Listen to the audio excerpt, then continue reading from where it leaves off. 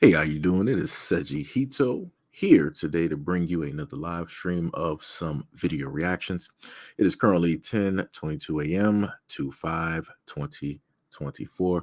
So we are going to get right into it with this nice, I would say, three-parter when it deals with this first clip here.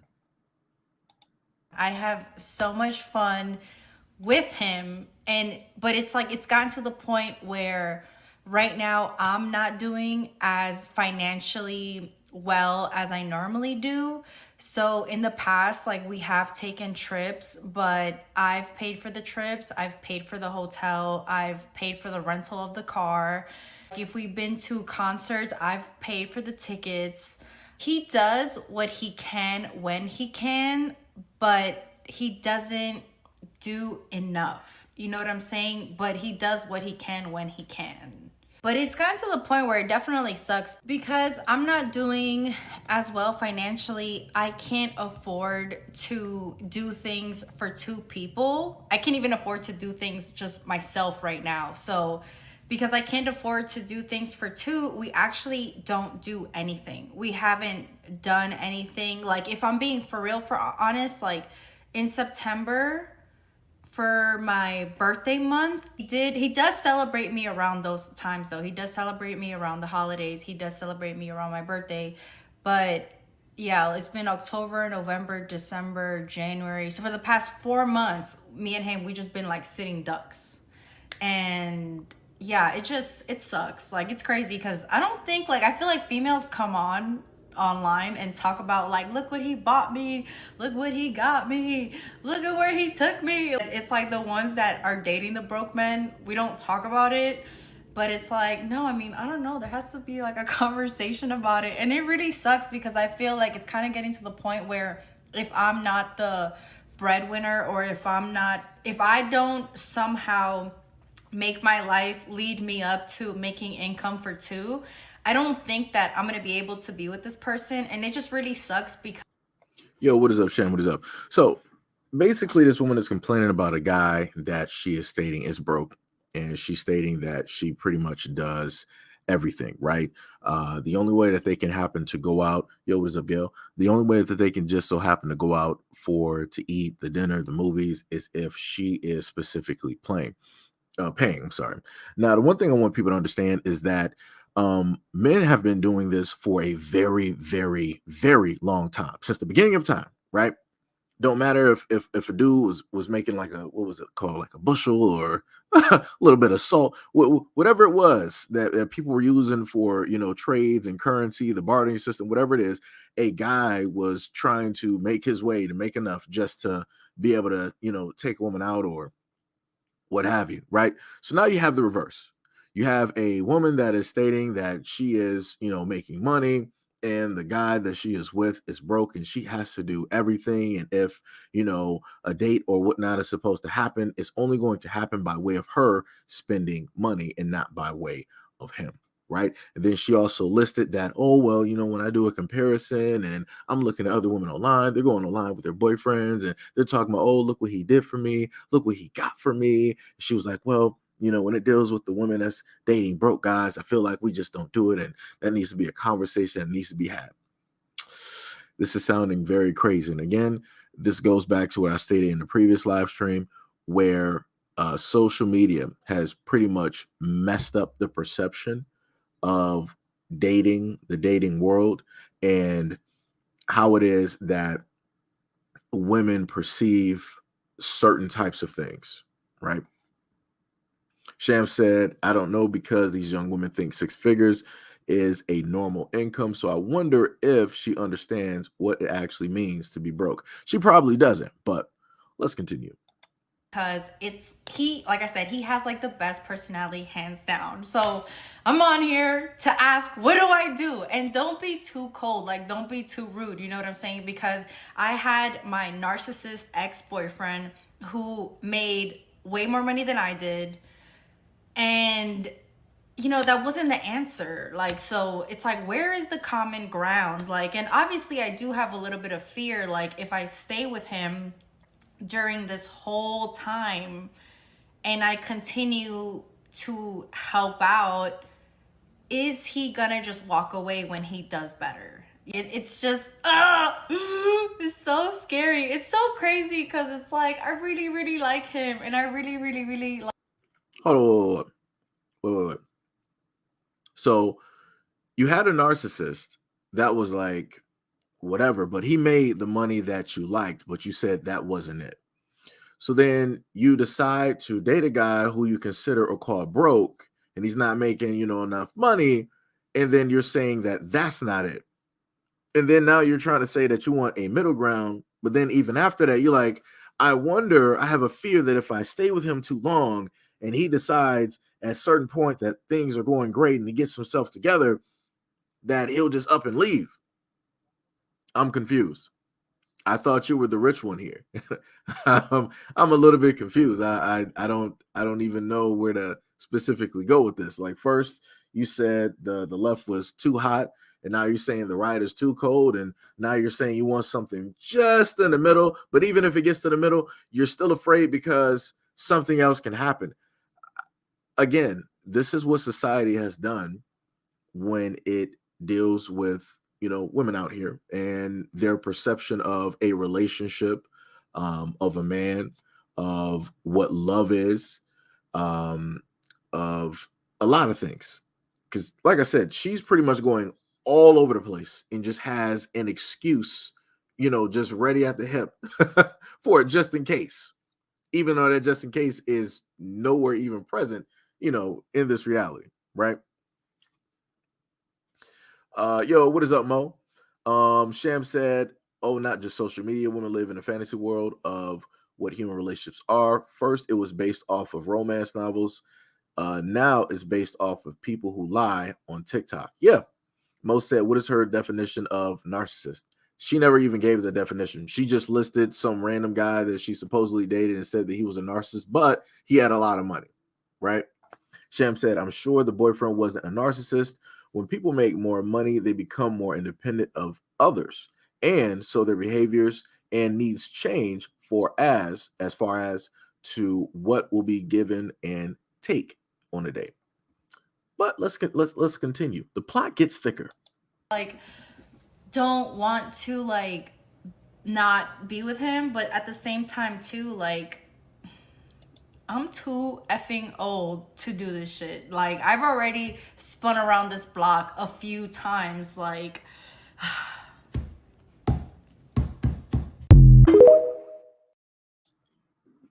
So she also listed that she spun around the block. You can actually take that a few different ways, and it's not anything good. Either you spun around the block to jump from guy to guy to guy, or you spun around the block to, dibble and dabble back with exes that you previously broke up with. Both of which are negatives. Nothing good at all. And nothing is going to come from that at all, as we can clearly see, right? So remember, she started off the video telling you, right, that she was complaining about a broke guy that she chose, right? Just remember that. This is the story that she gave you. So now we're going to go into the second part of the story, and this is when it gets a little bit deeper, right? So let me just rewind this a little bit back. Add the sentence. so he has a job. It's a good job. But I also feel like he has a lot of debt. And then I also feel like he's the type of person, like he jokes to me or whatever because he's like, I'm so nice that you would have to be like the opposite because I'm not that nice. But it's not that. I think I was just, I know how to say no, like to people. Like if it's a no, it's a no. I don't care what you need. Like I'm sorry, but it's like I work too damn hard. I'm really trying to make it out of where I am. Like, and that's the way I've always been. Like for I don't know. So it's he has a job. It's a good job, but there is a lot of debt. But then again, like the way that the world has been lately, like COVID and inflation, it has been a little bit hard. And he's a homeowner, I'm a homeowner, so sometimes Hold up. Let me just stop it right there. I want y'all to remember, right? This is the narrative that this woman gave you. She said that this dude was broke. He could not afford to, do things specifically for her, even though in the very first video, she stated, yeah, he celebrates me on the holidays. He celebrates me on my birthdays, the important days out of 365 days. He gets her on the important days, right? But she stated he's broke.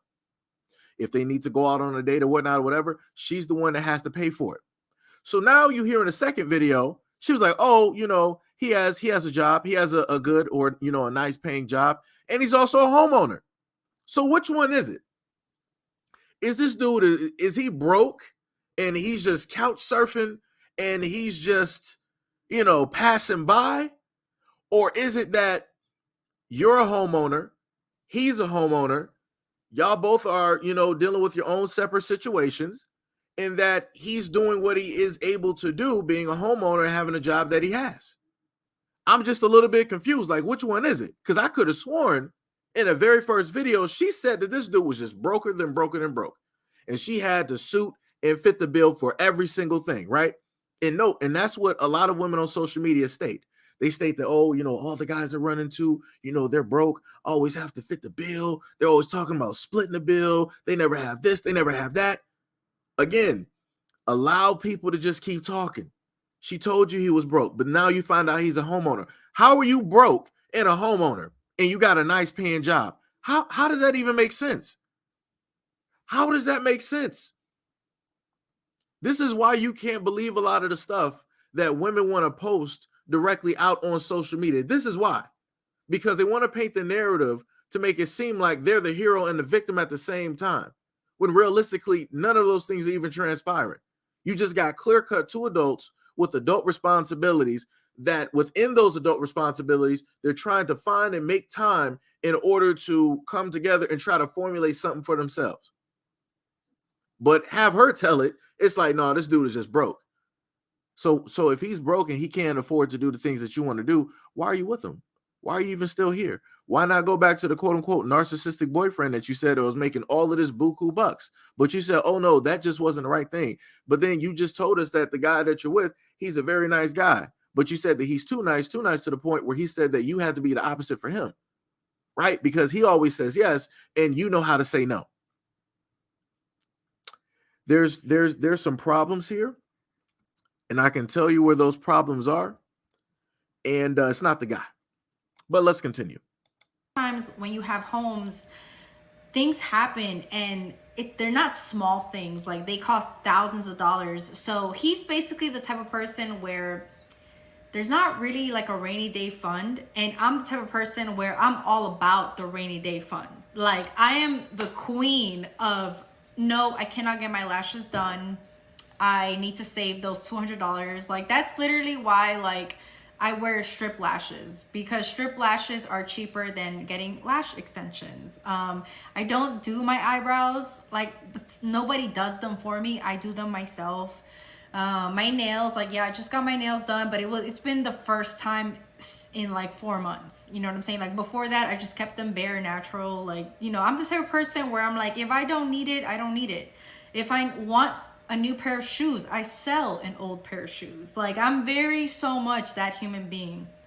So sometimes I just don't really know if there's a real game plan that's actually going to be put in motion. Like, and then it's so crazy because sometimes some people have different luck than you do. Like, I know, and I always am super grateful to the universe, to God. I'm very lucky. I've always had really good things happen to me. I've always been placed like in the right space for a blessing. So, and sometimes like I see the way things happen to him and I'm like, why is that happening to you? Like, what is going on? Like, I just, you know what I'm saying? Like, did you step on some shit? Like, did you step on some negativity? Like, so, do you guys believe in like the evil eye? Like, what is going on? Like, sometimes, like, literally, I see the way things happen to him. I see the way his life unfolds for him. And I'm like, why is this happening to you? Like, I don't know. It's kind of crazy. I do know his family, because at first, I swear, I thought I was being conned. Like, I thought this was like a really... So we were able to hear that, right? And in these two videos, I want y'all to understand, nothing about the guy seems bad at all. She said that he was a nice guy, even though she said originally that he was broke. and that he really couldn't afford to do anything in comparison to other women directly out there on social media. But she did detail the fact that, hey, this guy, he does get me on, the birthdays and the important, holidays. So he does that. So the Valentine's Day, Christmas and her birthday, probably there for Thanksgiving, New Year's, stuff like that, right? But she wants to, just like a lot of other women out here, they decide that they want to compare what it is that their guy is or their relationship to the standards of other people on social media.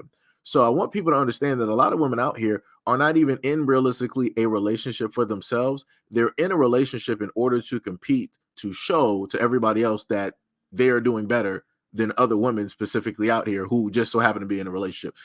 It's the most ridiculous thing I've ever seen in my life. If you're telling me that you're in a relationship because you love a person, that you care about a person, we wouldn't even have this whole long video that she decided to do on TikTok. But again, that's not why she's doing this. She likes the showboating aspect of it. On top of the fact that she wants to be the one to, in a sense, spend the money, not the one having to spend her own money. Understand what I'm saying? She don't want to go into her bank account, her card, and all of these other types of things in order to facilitate the things that she says that should be done. She wants to be able to go into somebody else's money. She wants them to be able to use their own money to do everything that she wants, right? While still being stable at the same time. It doesn't make any sense. You're a grown adult. You're able to work. He's a grown adult. He's able to work. You said that you guys are both homeowners. He is not broke, sweetheart. You said that he has a good, nice paying job. He is not broke, sweetheart. The only thing that is broke is your logic. That's the thing that's broken. And like I said before, there's a problem here, and it's not the guy, it's her. She has these unrealistic expectations. Like, you got a guy that actually cares about you. That is there. You didn't say anything bad about the dude. You didn't say that he was emotionally imbalanced. You didn't say that the dude was violent. You didn't say that he has a history. You didn't say that he treats you bad. He talks down to you. He devalues you. You didn't say any of the things that normally you would hear women talking about on social media. But yet you're trying to frame it as though this is just like some type of like not good guy. Like, you can't even give anybody anything. You're just trying to, it's the money aspect. Wow. But I could have sworn people told me that women wanted to be loved. They wanted to be cared about. They wanted a guy that was going to be with them, not just for their body. But she has that.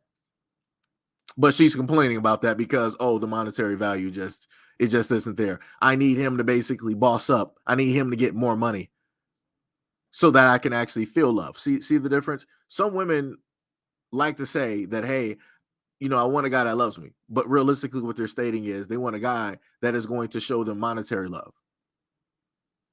That's what that is. Let me just be real for a minute. The narcissist, as she stated, and Mo was kind enough to put the definition up there, which narcissist is a noun, a person who has an excessive interest in or admiration of themselves. She decided to leave that guy because he has money, he has options. So if she has an attitude or if she's picky about anything, he could just pick up and go. He'd be like, "Oh, you don't like this, no problem. You can move on, move around." Right? That dude who has all of that money that can facilitate all of those things for both him and her at the same time and still be stable, she don't like the fact that that dude got options. She can't decide to throw a tantrum, an attitude. She can't sit up there and critique because he can just up and leave, and there's nothing that she can do about it. She can be mad. She can huff and puff. It don't mean nothing because he's still going to be him. He's still going to be that guy. He's still going to be good. Right? So now she flipped it and went to another dude who I guess she's making a little bit more than, because she stated that she's not really in the best circumstances when it deals with finances, because as a woman, if she was, she really should not even have been complaining about money. But like I said before, even if you got women out here making the utmost money, in some way, fashion, or form, they're going to be complaining about having to spend their money in order to do the things that they feel that you as a man should be doing. So I just want people to pay attention. I just want people to pay very close attention, because she stated in 2 videos that she is obviously making more than her boyfriend of now. That is nice, that she claimed was broke, but in actuality, in reality, he's a homeowner, right? And he has a good, nice paying job. but it's just not good enough for her money-wise. So let's let the plot thicken to the third video here. Let's look at this. I don't know. It's kind of crazy. I do know his family because at first, I swear, I thought I was being conned. Like, I thought this was like a really elaborate scam. But I've definitely gotten to the point that I don't give anymore. Like, even if I do have, I don't give. Like, I cannot help. Like, I cannot help. Like, I have to see you climb out of this hole. I have to know that you can get out of this. And he said, you know, he has all the best intentions in the world. Like, he does. But sometimes, like, I don't know if it's his luck. I don't know what it is, but sometimes things happen to him and I be so confused. Like, I just don't know. And so it's gotten to the point where I ask him, like, do you pray? Like, cause it's like, what am I doing that you're not doing? Like, why are we like so close in proximity, but your life is like so this one way and mine is like so this other way? Like, so I'm like, I think like prayer, like, so I don't know. So he does have a job. It is a good job. The world has been kind of effed up lately with COVID and inflation. So that's why I don't know if it's his fault. I don't know how long I should give him. Like, I do have like one homegirl and she's like, dump him, leave him. But I'm like, damn, like, I don't know. It's just. So I want y'all to understand something, right? Her friend or friends who are women are telling her to dump this guy. And I know this is not the narcissist. This is the nice guy who she claimed was broke, that really couldn't afford nothing except for the holidays. He couldn't afford nothing, you know, really 365 because he's broke. But then later on in the second video, she told you, okay, he has a good, nice paying job and he's also a homeowner, right? So even with all of that and him being nice and doing, you know, what it is that he can, and she also met his family as well, because I'm guessing, you know, his family must be pretty nice as well too, because she didn't say anything negative. Her friends are sitting up here saying like, oh no, this guy is no good, you should dump him. I want a lot of women to realize this and understand this. Stop listening to your single ass female friends because they will set you up for failure. Stop doing that. Her friends are literally telling her to dump and to not be with a nice guy. I want you to understand that you got a lot of your female friends that will set you up for failure. They are not specifically there for you or for your best interest. They are there to watch you literally crash and burn. And the only time that they will pray for and be accepting of a type of success, if they are the ones that are getting that. It don't matter if it's a brand new job. It don't matter if it's education, a brand new car, a home, a boyfriend, fiance, husband, baby. They're the only ones that wants all of that admiration. When it comes to you, it's like, oh no, you need to just sit up there and stay single, just stay surfing. But yet, while you sitting up there, they're telling you to do one thing. They're sitting up there either plotting on the dude they tell you to broke up with, or they're sitting up there, got some dude in the background that's about to be proposing to him. Or that's the exact same type of dude that she just told you to dump because you're better than that guy. You can do more. There's better guys out there than that. Like I said, this is a clear cut. Again, like I told you guys before, if I have evidence of any of the things that I'm talking about, I'm going to try my best to bring that evidence directly to you guys so you know that I'm just not up here flapping my gums. I'm not just making stuff up. She's literally telling you this stuff directly in 4K. Her friends are telling her to drop a nice guy that has a nice paying job, that looks out and does the things that he is able to do, on top of more than likely helping out and benefiting his family, right? He comes in for the birthdays, the holidays, and all the other type of stuff. But due to the effect of her being a woman and looking at social media and trying to compare her life, her experience, her relationship to that of other women, this is why you have a lot of failures directly out here in society and relationships. This is why a lot of relationships do not last long at all. And that stems directly from how it is that women perceive a certain reality from other women. Let's continue. Tough. It's really tough because it's just really tough because his personality really is that good. He really is that great of a person. And it's not even about the sex. Like, it's not even about that. Yeah, I don't know. I do want to give it a few more months. Sometimes I do feel though, like if I keep, because we already have had a conversation about finances, but if I continue to have a conversation about his finances, it gets to the point with him that I feel like I'm nagging. You know what I'm saying? Because if I keep saying it over and over and over and over again, but it's only been like 2 weeks, what can he really do in 2 weeks? That's why the one homegirl that I do have, I told her like have to give it a few months. Like, because I already got fed up with it, that I know I'm fed up, and I think he realizes I'm fed up. All right, let me just stop that right there. So she already stated that she's fed up. So why are you still in a relationship? Usually, if somebody is actually fed up with something in reality, that's it. There is no more. We're not sitting up there dragging this along anymore. We're going to cut our losses right here. So if you know, so you got your homegirl telling you something, you're out here venting and telling us something, and you already know the decision that you want to make, but you are just waiting as the woman that you are for the validation of other women. Like I said, some people don't want to actually press the nuclear option. They want other people to press the button for them because they don't want to initially be responsible for what occurs and what happens because they want to be able to blame somebody else. A lot of people in life don't want to take responsibility because it's a lot easier to blame everybody else. A lot of people are not very good at being by themselves and taking accountability and responsibility for the actions that they have placed themselves directly into. She's one of those people because she's literally telling you that by way of making all three of these videos on social media in order to garner some type of attention and camaraderie from other women directly out there who, quote unquote, feel the same type of way, who have been through the same type of, like I said, you got a lot of women leading other women in total darkness. This is why you got groupings of a lot of single women together, keeping each other single. And this is why a lot of women start to get jealous and envious and want to break up relationships because they're not that specific one. It's like, oh no, we were all single together. You must think that you're better. You're better than us because now you got a relationship. So now you stop hanging out with us. You don't even talk to us. You don't even. Everything is about your boyfriend and your fiance and your husband. Like I said, like yo, like I said before, a lot of women are going to understand and start to learn that a lot of women that are in your circle are not realistically your friends. They are not there for you. A lot of women are going to learn that the hard way. A lot of women right now are friends with women who have broken up many of relationships under the disguise of, oh, I did this for you. I wanted to show you how much of a cheat your boyfriend was, so I let him sleep with me.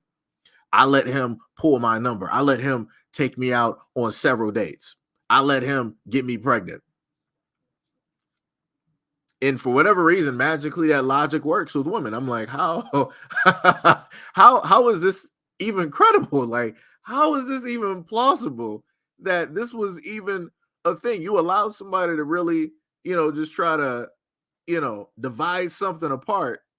But the only way that somebody can actually do that is if you allow them the information. So the other problem is that a lot of women directly go out there and tell their girlfriends their relationship business. They tell them inside secrets. They tell them in-house conversations. And what better way to sit up there and ruin somebody's relationship by you giving them the exact tools that they need in order to pry that all apart. And women do that a lot, not even realizing or even understanding that they are destroying the very thing that they're trying to save at the same time. If you as a woman want to save your relationship, have a talk with your significant other. Just do that. Just it's not that difficult. It is not that difficult. Now, we'll sit up there and say a lot of women need to learn that, to have, I think the correct word might be some crass, some tact about how to have a conversation with a guy. Because some women just really don't know how to talk. And I can tell you a lot of women out here don't really know how to talk when it deals with conversations like that. Like guys can be cordial, we can be, respectful.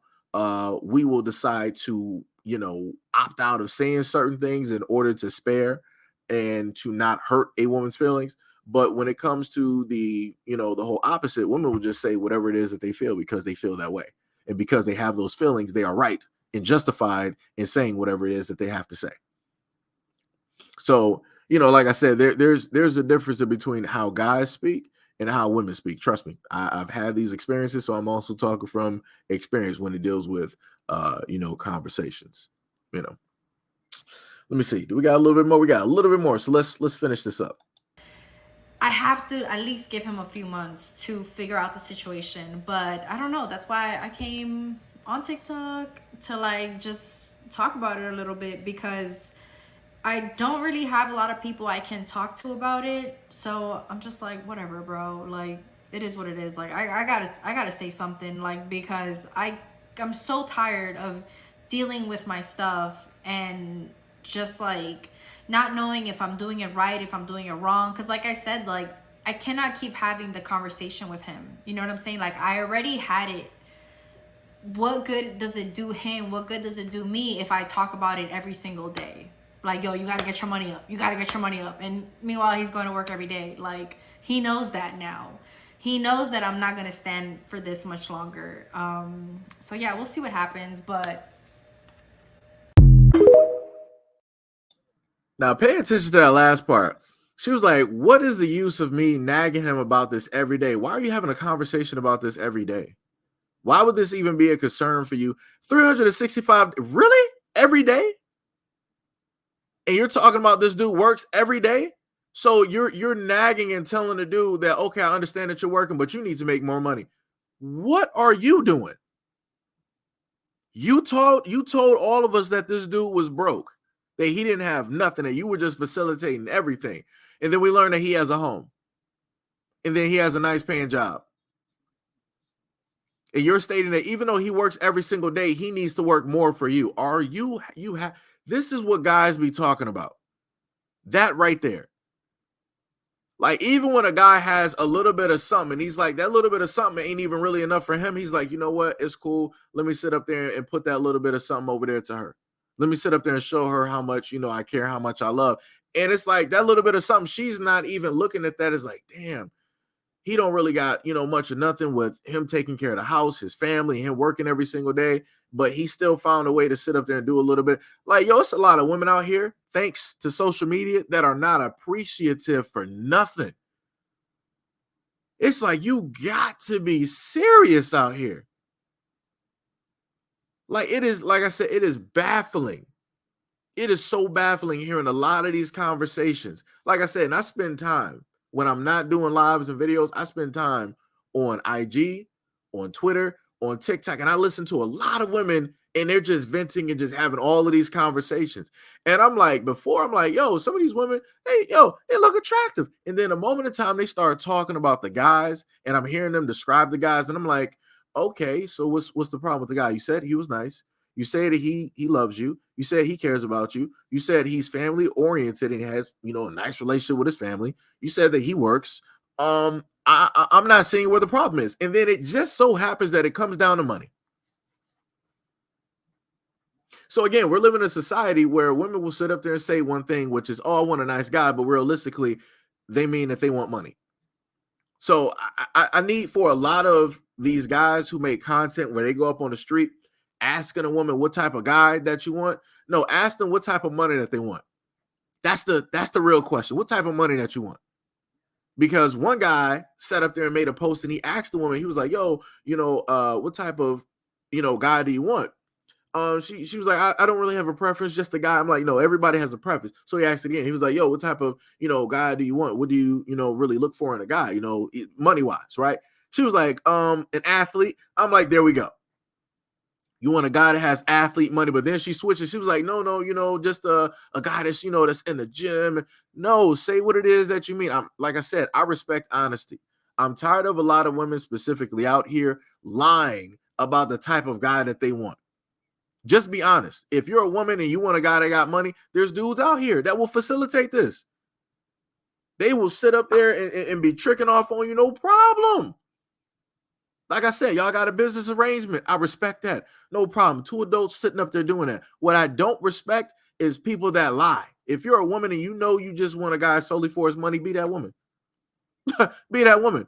I'm not sure what it is to be ashamed of, because it wasn't too long ago that a part of the reason that we got the culture that we have right now. You can go back and look at video vixens, right? Before, it was looked down upon, it was shameful to be a video vixen and to talk about a lot of these things. But then once people started to realize that you can make money off of just talking about business and other people's business, now you see the culture that we have right now, right? So like I said, just be that person.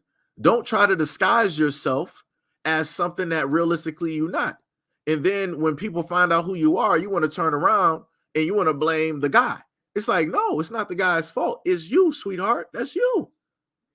And I want to also reiterate to a lot of people, this is how a lot of dudes get ensnared or trapped, because for guys, we tend to believe what a woman shows, right? Because we weren't really raised to automatically just doubt a woman as soon as she appears on the scene. That's not realistically how we were raised, because again, if we look at the women in our family, we never doubted them as soon as they came onto the scene. So we automatically apply that exact same thing to the women out here. This is how a lot of guys end up in circumstances of, you know, getting caught up, getting trapped, right? So again, what realistically needs to happen on both sides, number one, who women out here who are raising sons, you need to start having a real conversation, directly about your sons, about women, and how that, innocence goes. And, also again, to the women, please have, conversations, and let them know, like, yo, it's okay to sit up there and second guess. It's like every woman is not the same, as me. You're going to have to sit up there and look at them vastly different. You're going to more than likely have to be judgmental in order to save yourself from, a lot of different negative things that can specifically happen to you that can't happen to women. So you have to have your best interest, directly at heart. And I want to just say, from a guy's standpoint, realistically, guys need to be out here scrutinizing the same way that you see on social media and everywhere else, that women are bold enough to scrutinize a guy. They automatically have the general assumption that the dude is like a killer or a murderer up until, presumed otherwise. Guys need to have that exact same outlook when it deals with women. I'm just going to be real. Like I said, I'm an equal opportunist directly out here, right? Women are justified because of, whatever statistics they can pull up, or whatever experience they might have had, a family member or a friend or a coworker might have had, or what they saw on the news or a newspaper. Fine, so be it. I ain't even going to fight you with that. All I'm saying is, guys need to have that exact same thing. In order to save yourself from a lifetime of child support of a child that is not yours, in order to save yourself from looking like a whatever because you found out that the girl that you with is with 8 other guys, in order to not be embarrassed, you got to be able to protect yourself, because ain't nobody else going to protect you realistically as a grown man, and nor is anybody realistically going to care. So it is up to you realistically as a man to have your own best interest and to make sure that you are as secure as possible. Again, you can't prepare for everything, but you can at least prepare for some of it, right? And again, let this video be a clear-cut reason and example of why it is that guys are opting out of relationships, opting out of marriage as well. Because as she stated, no matter what he does, he needs to be making a certain amount of money. He can be as nice as he wants to be. He can afford to try to buy her, a little bit of stuff here and there when it counts. But in general, those few days don't matter out of 365. He can be a homeowner and everything, have a nice, good job, like she stated. It's still not enough for her. And like I said before, she knows what it is that she specifically wants to do with the relationship, but she wants other people to be responsible for her decision making in her relationship. It's crazy. It is completely crazy, right? So let's go to the next one right here. And this one gets even crazier than that one. So let me add this up. I left my boyfriend and I've been traveling for 10 days and I've slept with 22 people in that 10 days. My goal was 20 and I just hit 22 this morning. It's 1 p.m. now here in Paris and I need to check out because I'm going home. I really doubt I'm going to get another one on the board, either on the plane or like on my layover. So I think 22 is where we're going to cap it out. But how did I go?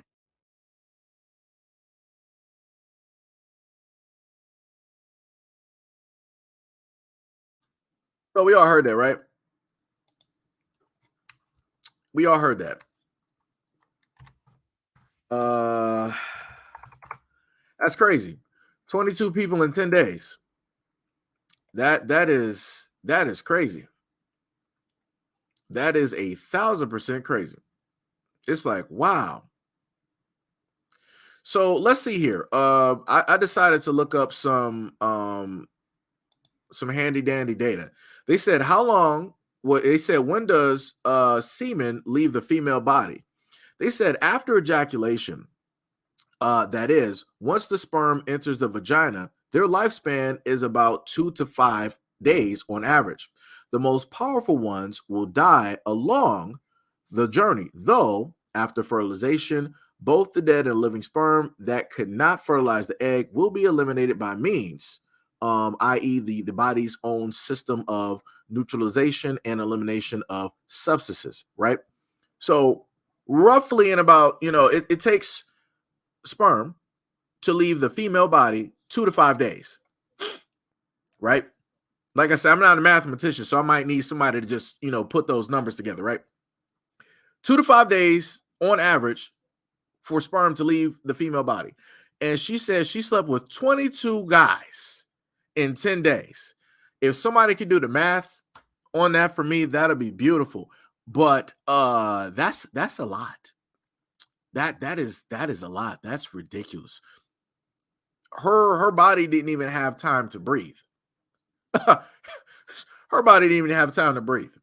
This is why, again, why I sit up there and tell a lot of guys, do not be so eager to sleep with the most attractive thing that you feel like you're seeing at this moment in time, because it might look pretty, it might look clean, but it's a wall full of gum. That's the best way I can sit up there and just explain that. That is crazy. And then she stated that that's a goal. This is this is the society that we are living at this. Like I said, she was hyped. Let me go back to For that. 10 days, and I've slept with 22 people in that 10 days. She's ecstatic. She had her hands raised. She was like, woohoo, I did it. She act like she really won like a championship. She got like the Nobel Peace Prize. Like she just cured cancer. Wow. That's crazy. But like I said, this is the society that we're in at this moment in time. Remember, it takes 2 to 5 days on average for semen to leave a female's body. And she slept with 22 in 10 days. Like I said, somebody can do the math on that. If somebody would like, somebody can do the math directly on that. Again, all I'm seeing is there is no room to breathe at all. And she slept with those dudes back to back. 22 in 10 days. Wow. This is why I sit up there and tell a lot of guys, stop living dangerous out here. Because you don't know what you with.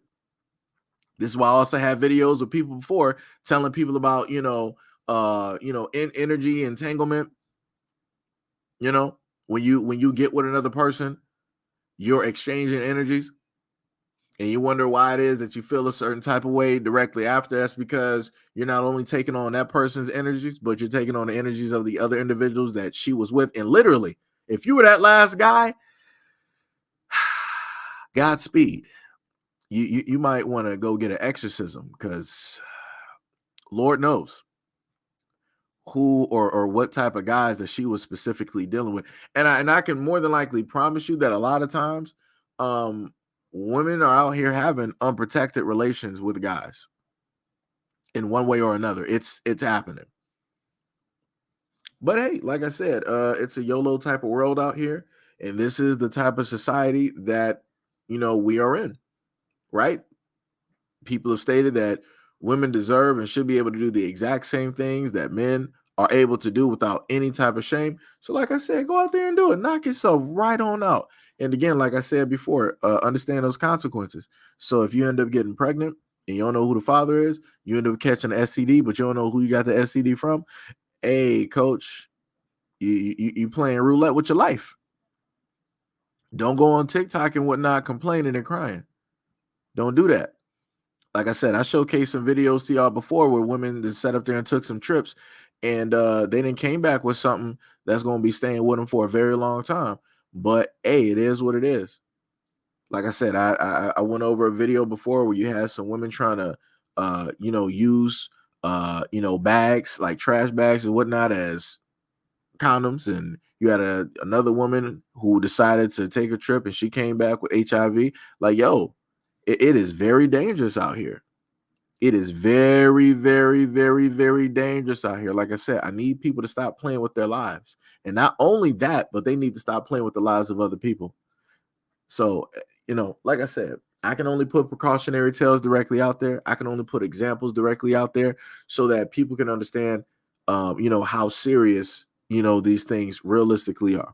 Like I said, this is crazy. This is ridiculously crazy. Oh, but wait, we got another one. Let's go to the next crazy one, right?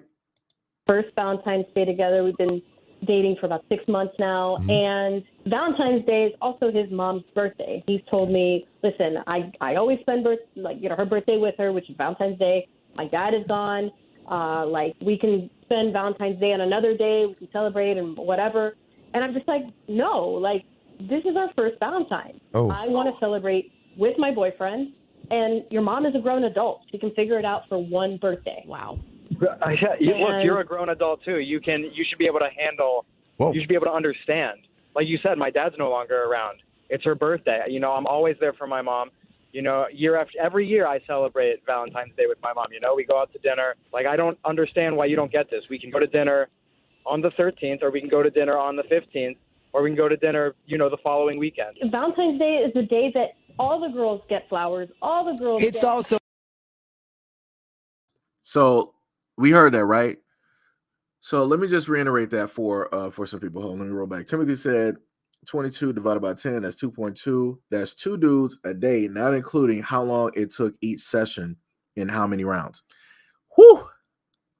That's quite a bit. It's quite a bit. And then remember, it takes 2 to 5 days on average for semen to leave a woman's body. Woo! I feel sorry for the guys that were face diving. But anyways, so for the video that you see right here, right? So both the boyfriend and the girlfriend are on the radio show, right? They're talking directly on the phone. The girlfriend who hasn't been there, I think it was probably only about 6 months, not even a year. She's like, this is our first Valentine's Day.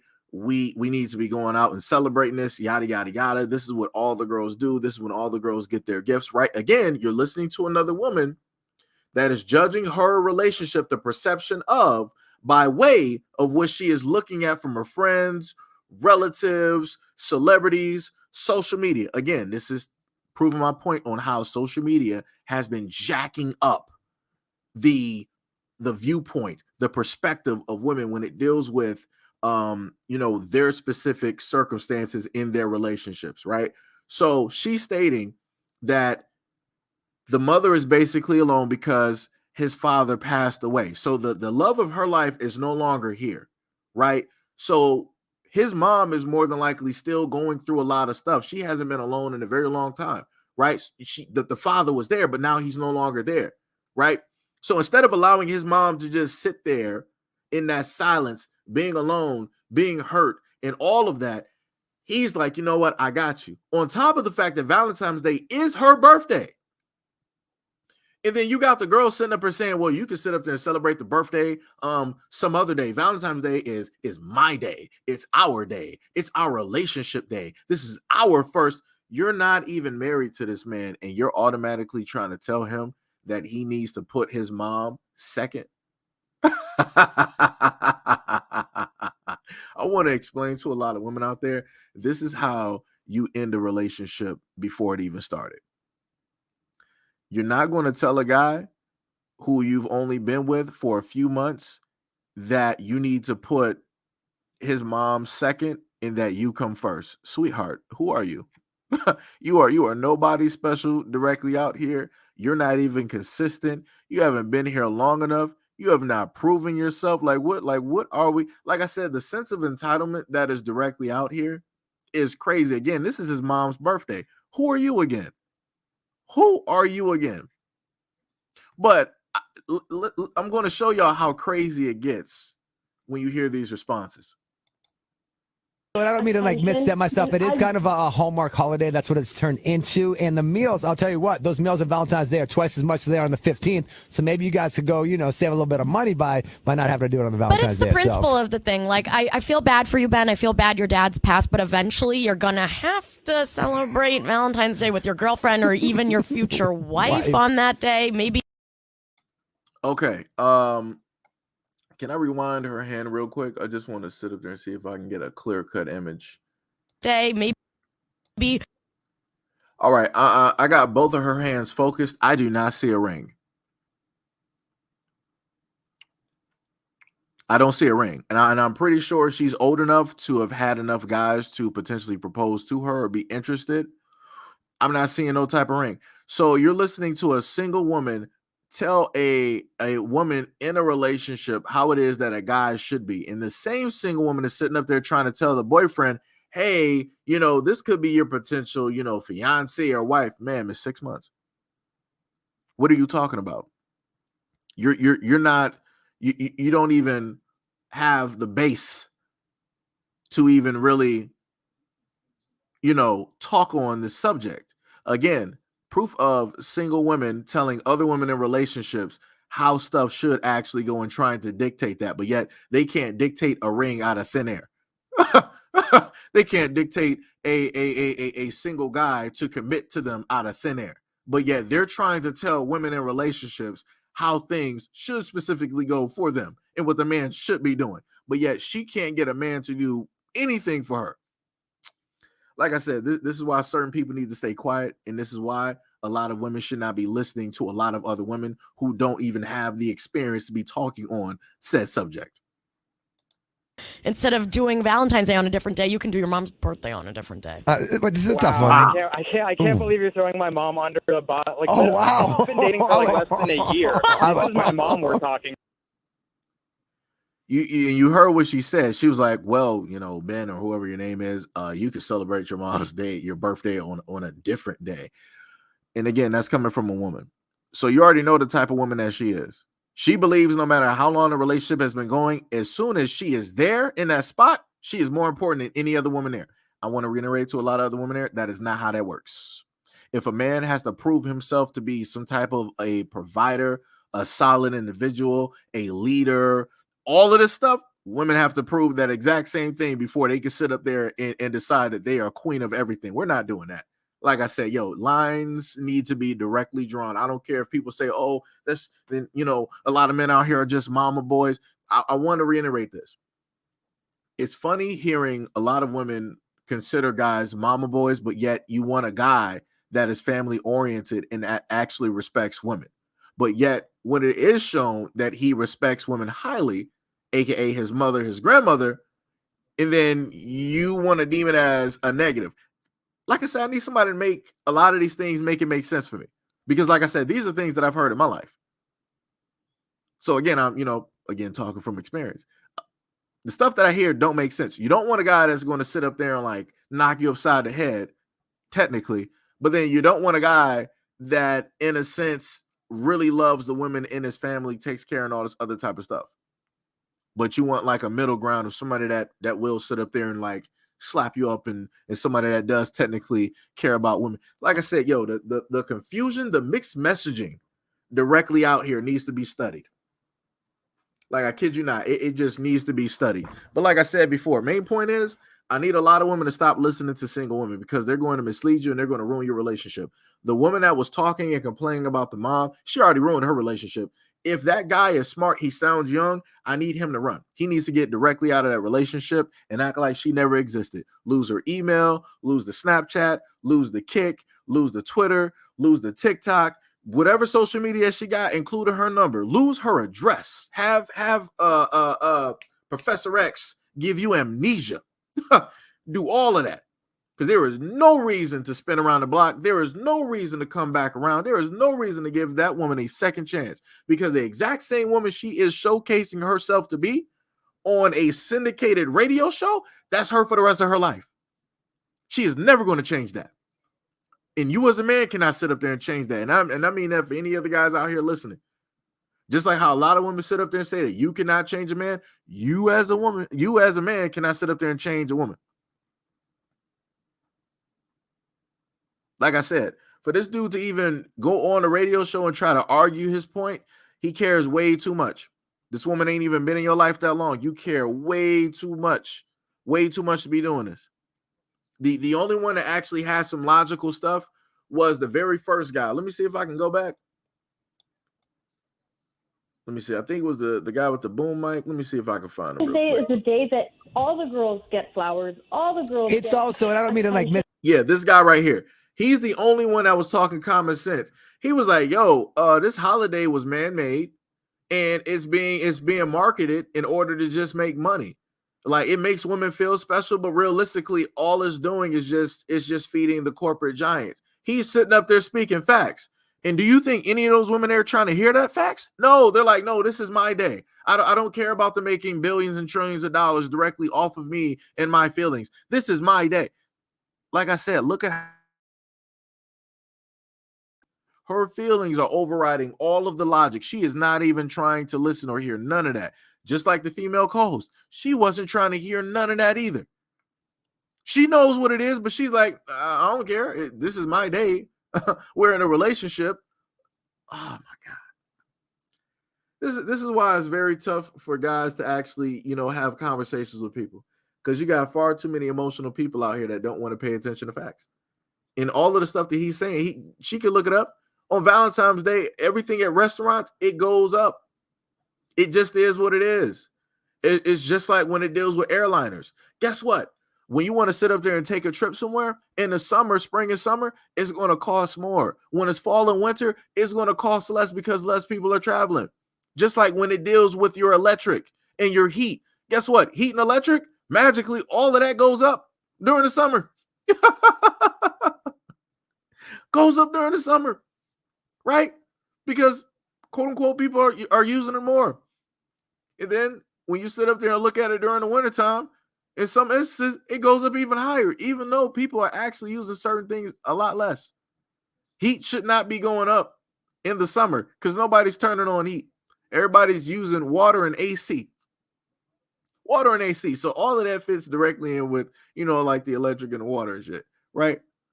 Or at certain points, you'll have gas, right? Certain times in the summer, guess what? Gas is going to be going up. When they know that the weather is starting to lift and people can drive, gas prices start going up. When it's the winter time and they know people ain't really sitting up there traveling, guess what? Gas prices are going to be down. It's a game that they sit up there and play directly with the system, and that's what he's trying to tell her, and she don't even care. It's about me, me, me, me, me. What have you done for me, and what have you done for me lately? So like I said, for a lot of guys out here, even if you do got the money, respectfully, don't do it. Because it's only your turn at this moment in time, and you're setting the next guy up for failure. So like I said, a lot of dudes out here, I'm just going to say for the average dudes that work a 9 to 5, skip the dudes that just got like thousands of dollars to sit up there and spend, because they're going to do whatever it is that they want to do. But like I said, that money is going to be there now, but it ain't going to be there when they're 50, 60, 70, 80. So whatever it is, people just want to, do stuff now. For the average guy, don't be sitting up there feeding in egos. Don't be feeding in pride.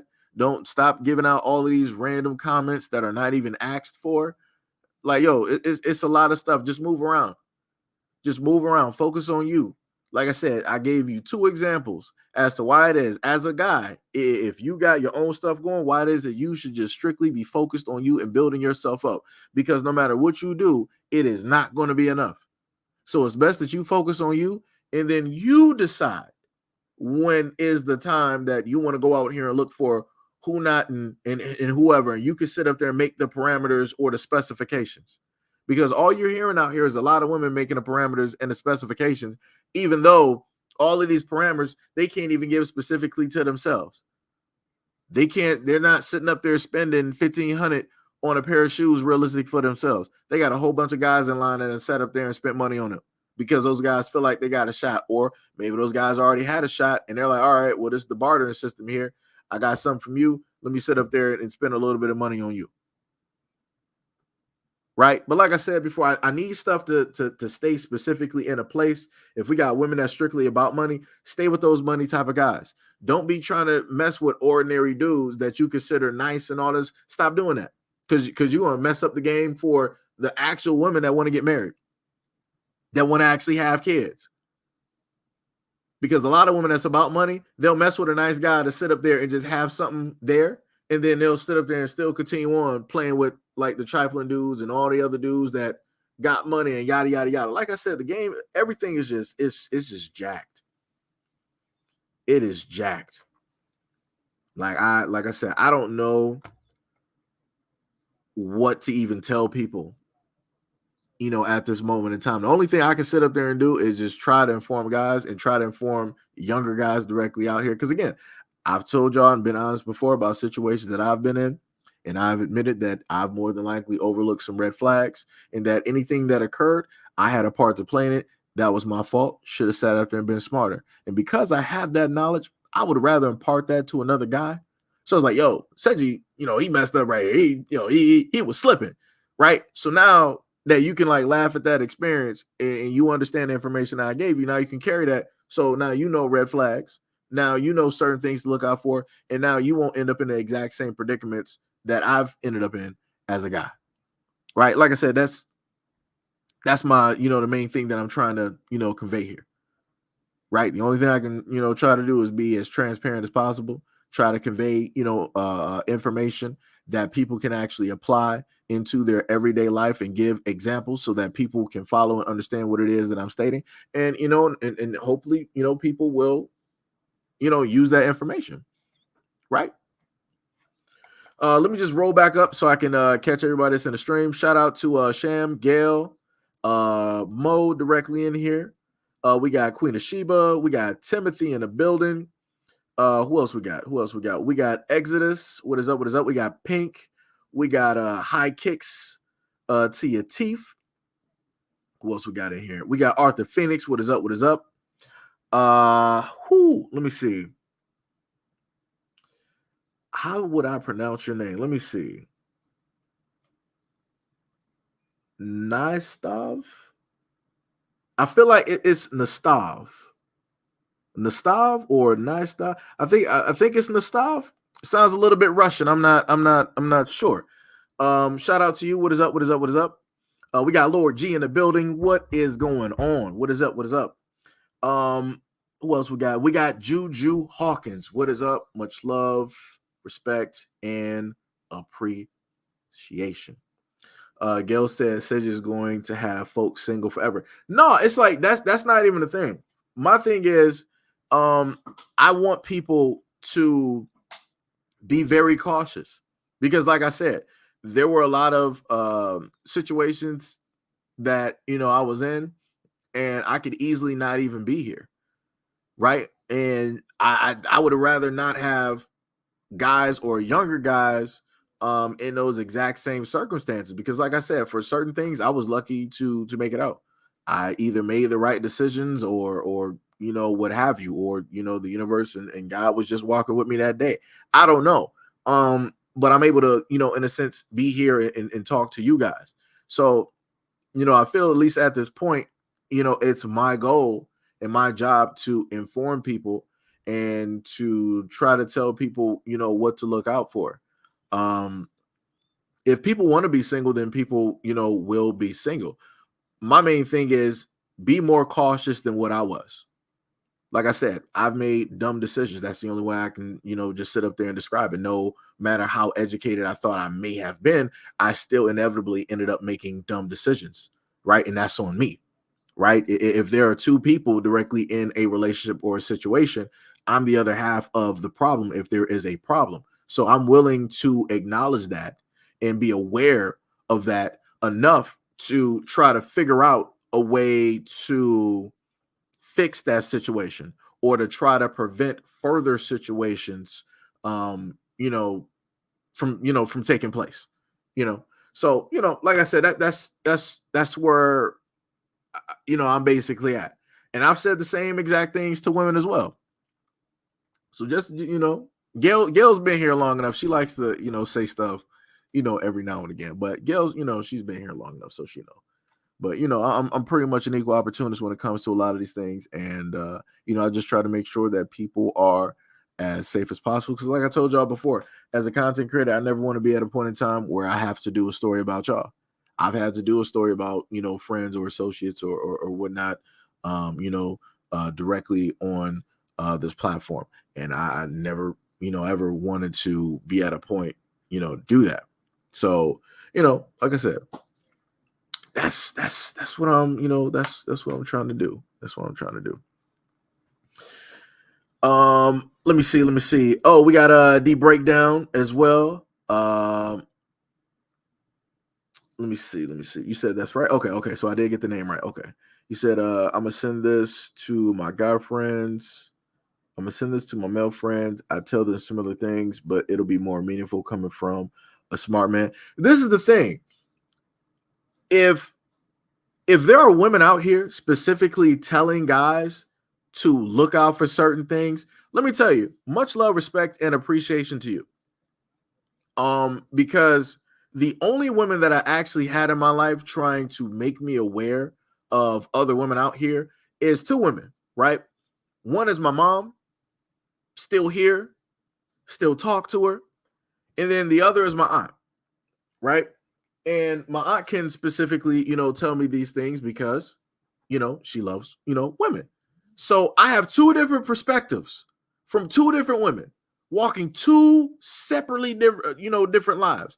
And they're imparting their information onto me, right? So that I can make better decisions as a young man growing up, so that I can carry those, further, in my life, and more than likely potentially pass on that same information along with my own experiences and living experiences, onto other guys so that we can further that information. Right. Because as I told people before, I feel that that's how information should be passed down. Women pass down a book of knowledge, or they should be passing down a book of knowledge, to young girls so that they can carry that through, their lives of becoming, of young girls into young ladies, into, full-fledged, women. Right. And then those women will then carry that book and then give that to the next generation. Right. That's a way. Sorry, that was my alarm. That's a way to just make sure, that everything will be everything, so that that you did everything possible as an adult to try to inform and put up some type of safe measures or safeguards, so that somebody can, walk straight through life and not be misguided, or really have to, trip up or, or anything like that. Right. So, again, that's the main point. That's the main reason, to do a lot of these videos and breakdowns and stuff like that. Timothy said, I'm just glad Sergi doesn't use like everyone else does. This is the thing that I've done, right? Let me highlight that. I'm glad you brought that up, right? Very great comment there. The main thing that I've done before is when I specifically did content, I really wanted to focus in on the Black community, right? I would make sure to showcase us, to let people know, like, yo, this does exist. This is taking place. This is happening. And, I would, let out some critiques and whatnot about the specific video or the topic or what have you, right? And the thing that I've understood is that no matter how well or good intentioned your intent may be, as a Black content creator, people will always find a issue, right? Specifically with it. And when I would do this, it doesn't matter if it was, Black men or Black women, I would get, some feedback. And, you would hear some loud voices in the comment section. People wanted to decide to, call me out, say this or that. And I'm like, so am I not, as a black man, am I not supposed to focus in on this? Am I not supposed to focus on the community and critique and give solutions on top of my critiques? Am I not supposed to do that? Am I supposed to just leave that up to other people of other nationalities and cultures to do it because you'll listen to them better than you would actually listen to me? Like, what specifically am I, supposed to realistically do, right? And then I had to think back for a minute, and I had to come to a realization that when I critiqued or when I used examples of other nationalities, I, in a sense, didn't really get that type of feedback, right? So if I did have a video about a woman or women and it was somebody else not of my community, then nobody was really saying anything. Even women of that community really wasn't saying much. I would actually have women of that community be like, hey, yo, look at this. Like, yo, technically, you are correct. I see your point. I do agree, yada. It was more of a constructive conversation. It wasn't, a scorched earth, type of situation that was taking place. Even if I would do videos of men of other communities, again, it would be more of a constructive conversation. It wouldn't be so much scorched earth, type of deals or people feeling a certain type of way and, all this other type of stuff. So, it's tough, right? You want to show that you care. You want to show that you are actually there, that you are actually present, that you can give some solutions.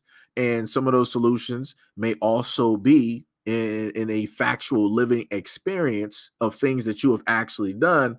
But again, no matter how well intentioned you may be for your people, people are going to have, issues and problems.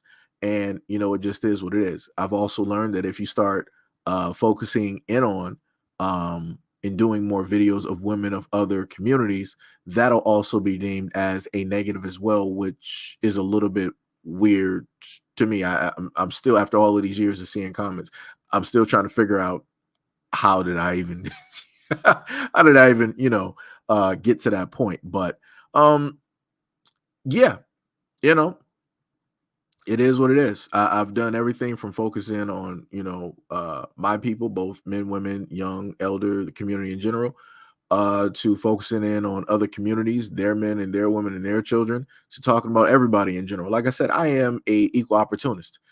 It is what it is. If people, tend to look at the comment, I mean, not the comment, tend to look at the content as it is at this moment in time, I will tell you that it will more than likely look like I am just solely focused directly in on Black women.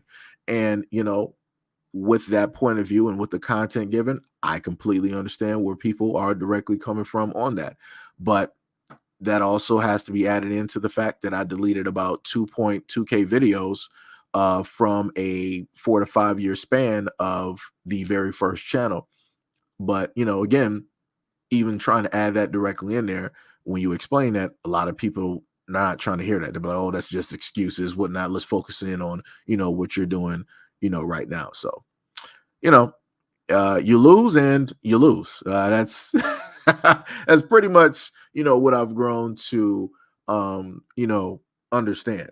And speaking of which, I'm also glad that you brought up this comment because, funny enough, I do have a video dealing with a Black woman, but it's not the video that people actually expect. So if people actually give it a second, they'll, actually understand why. Where are people working? What are y'all doing where you can afford basic life needs and necessities and still have your life and enjoy some part of your life? Like, I need to know what people are doing that I'm not doing because your girl is burnt the fuck out. Like, burnt out. I work a little part-time job. I do Lyft every single day. I take catering jobs here and there. And nothing to show for it. Like, not a thing. Not one. It's to the point where, like, I've cut out everything. I don't have my own place anymore. Haven't had my nails done in months. Haven't had my hair done in months.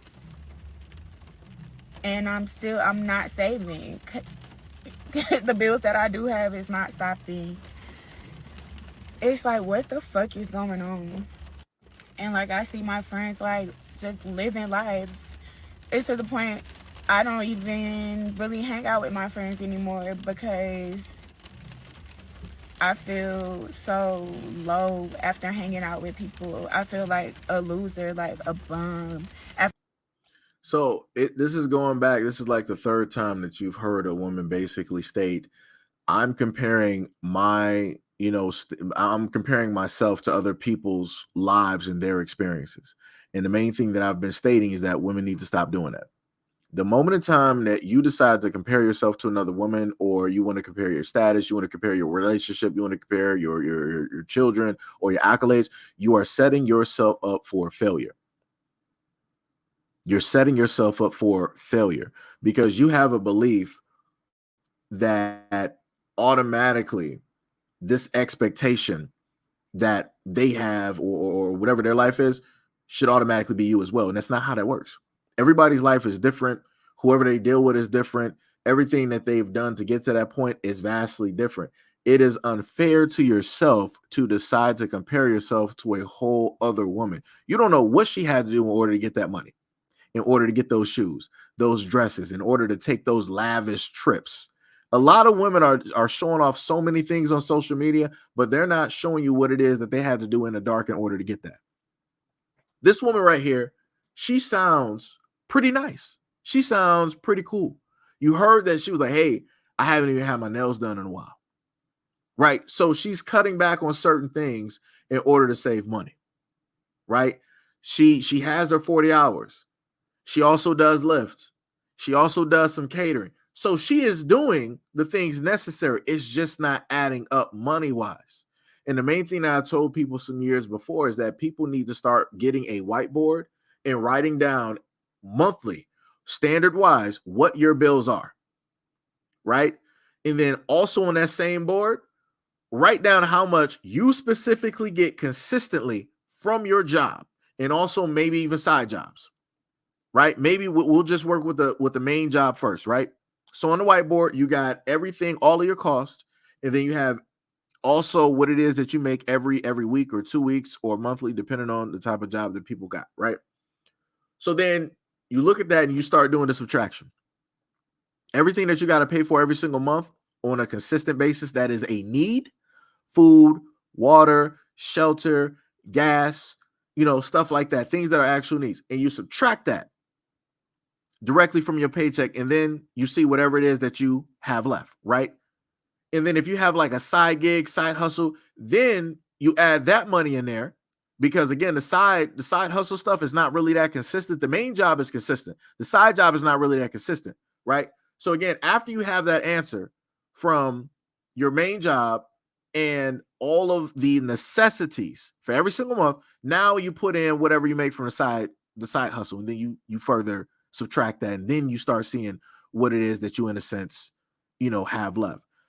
A lot of times people just suffer from financial illiteracy. A lot of people don't know how to really cut out a lot of expenses.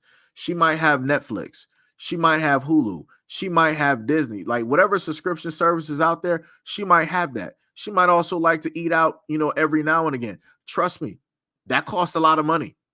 Eating out every single day, that costs a lot of money. That is not anything that is easy, right?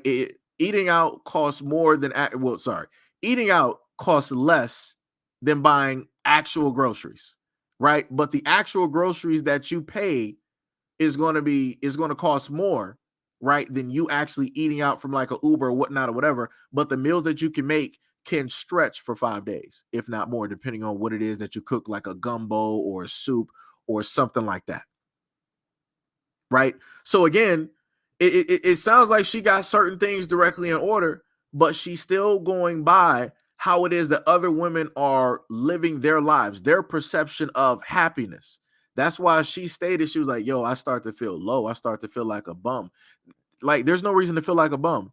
You're doing everyday adulting. You're doing the most of what it is that you are able to sit up there and do. It's like, all right, you couldn't really survive having a place that you have by yourself.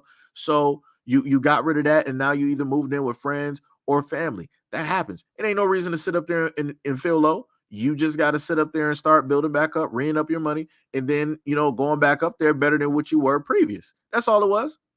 That just means that you weren't as prepared as you should have been. It ain't nothing wrong with that. It ain't no reason to sit up there and feel low. It ain't. Like I said, I need more women out here to start actually investing more time and energy in themselves. I took a look at her platform, and she has quite a bit directly on TikTok. She could also be making money off of social media. She has a nice following. She has a nice following base directly up there. She could easily monetize herself. And this is something that I told a lot of you guys before. A lot of people out here could actually monetize themselves. People have interest in stories. People are going through like the military. People might actually have some relationship stories, such as maybe like dealing with like divorce proceedings, or raising kids, whatever it is. I keep telling people, figure out what is special about you that you can put specifically out there in order to monetize you. Because the main thing I'm tired of is everybody else being able to make money off of you. Like I said, go anytime, for all the adults that are in here, anytime you get mail, you got the straw man directly on the front cover. You got your name in all caps, from the first to the middle, if you got one, to your last name. All that in all caps. We all know that is not our name. That is not how we were ever taught to write our name. In the moment in time that we tried that in school, we were told that we were wrong. You capitalize the first, you capitalize the middle of the first, and you capitalize the first letter of your last. That's it. Those are all the capitals that you got directly in there. Anything else is wrong. So again, you got entities out here able to make money off of you in front of your face. Your job is making money directly off of you. Insurance is making money directly off of you. Your bank is sitting up here making money off of you, and others are making money off of you, but you. So like I said, sit down, try to figure out something that is special about you, and figure out how to monetize that. I don't care if you know how to cook, if you know how to crochet, if you know how to sew, if you know how to repair shoes, if you know anything about electronics, childcare, or specific needs of a child that has specific needs like autism or what have you. Again, you can monetize a lot of things. And again, that will be another side income for her, like a few hundred every single month, on top of the other two side hustles that she listed, which was the catering and also doing Lyft, on top of the main job. Right? Like I said, multiple, fields of income. But let's continue. They're hanging out with people, because I'd be like, my friends, like, they travel a lot. All of them travel a lot, can come and go as they please, shop. Like, a busy day to them is going to get their lashes and their nails done, and going to Target and going to get groceries or something, and then going to get a cocktail. Like, that's a busy day for them. And after I hang with them, I'm like, what am I doing with my life? Like, I have to, when I spend money to do anything to enjoy myself or on myself, like, I really have to think and put thought into it. And I'm just like, what the fuck am I doing wrong? Like, I see people out, like, right now, I'm doing Lyft right now, and I just see people, like, out going to brunch and going to day parties, and I'm doing Lyft. Like, as an adult, I've literally had one job that's paid a livable wage, and livable wage to me is like I could pay all of my bills really with one paycheck and still have enough money to do things I wanted to do and live my best life. But now, I don't know what's going on in my life. Like, I feel like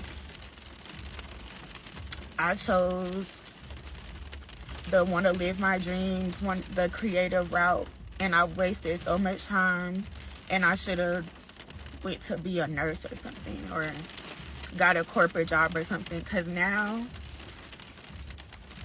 life sucks for real. Like, I don't enjoy anything about life. Like, I really never have, for the most part, like, as a whole. But life is not enjoyable to me, like, nothing about it. Like, I just get up every day and, like, just exist and do the things that I feel like I need to do. I go to work, and then I go home, get up the next day and do the same thing. Like, I'm just existing. Like, I don't know. Even with catering, like, getting a legit client is so far in between. Like, people will have you, they'll ask you a bunch of questions. I'll put together like a beautiful ass menu, a quote, invite and stuff, and then maybe nothing will come of it, or you chasing people down to pay, or it's just like, and it gets to be not worth it. And that's something that I enjoy, and it makes me hate it because I do need the money. So if you reaching out to me and I'm putting in the work and then nothing comes of it, that shit is frustrating. I don't know, what am I supposed to be doing? Like, I don't know, what is everybody doing? Like, where you can afford to live life? Like, if I didn't have my car, which I'm so grateful for my car, like, I would literally be so lost. Like, I don't know, I'm just rambling at this point, but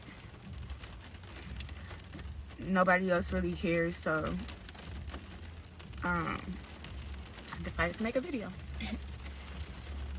And I get tired of hearing your time is coming, it's gonna be all right, your time coming soon, da da da da da. I'm so tired of hearing that shit. So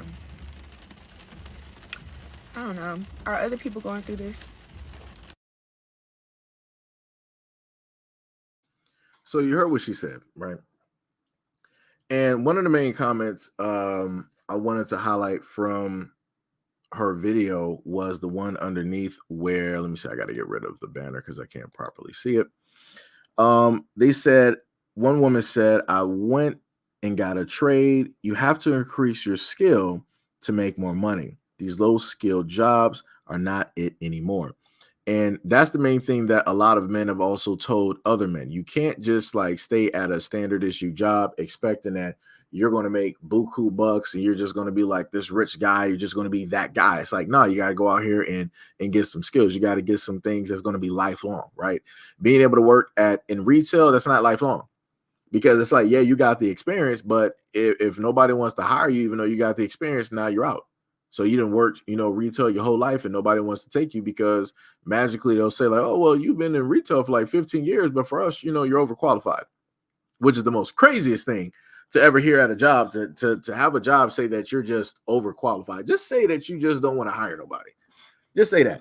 Just say that you don't want to hire somebody and pay them specifically what it is that they're worth, and that you will take somebody with less experience that you might have to train for a few months to a year just so that you can sit up there and pay them less. Just say that. Like I said, I respect honesty. I hate it. I hate when jobs and whatnot just strictly lie to people. There's no reason to do that. We live in a reality. Stop lying to people. Just go out there and and tell the truth.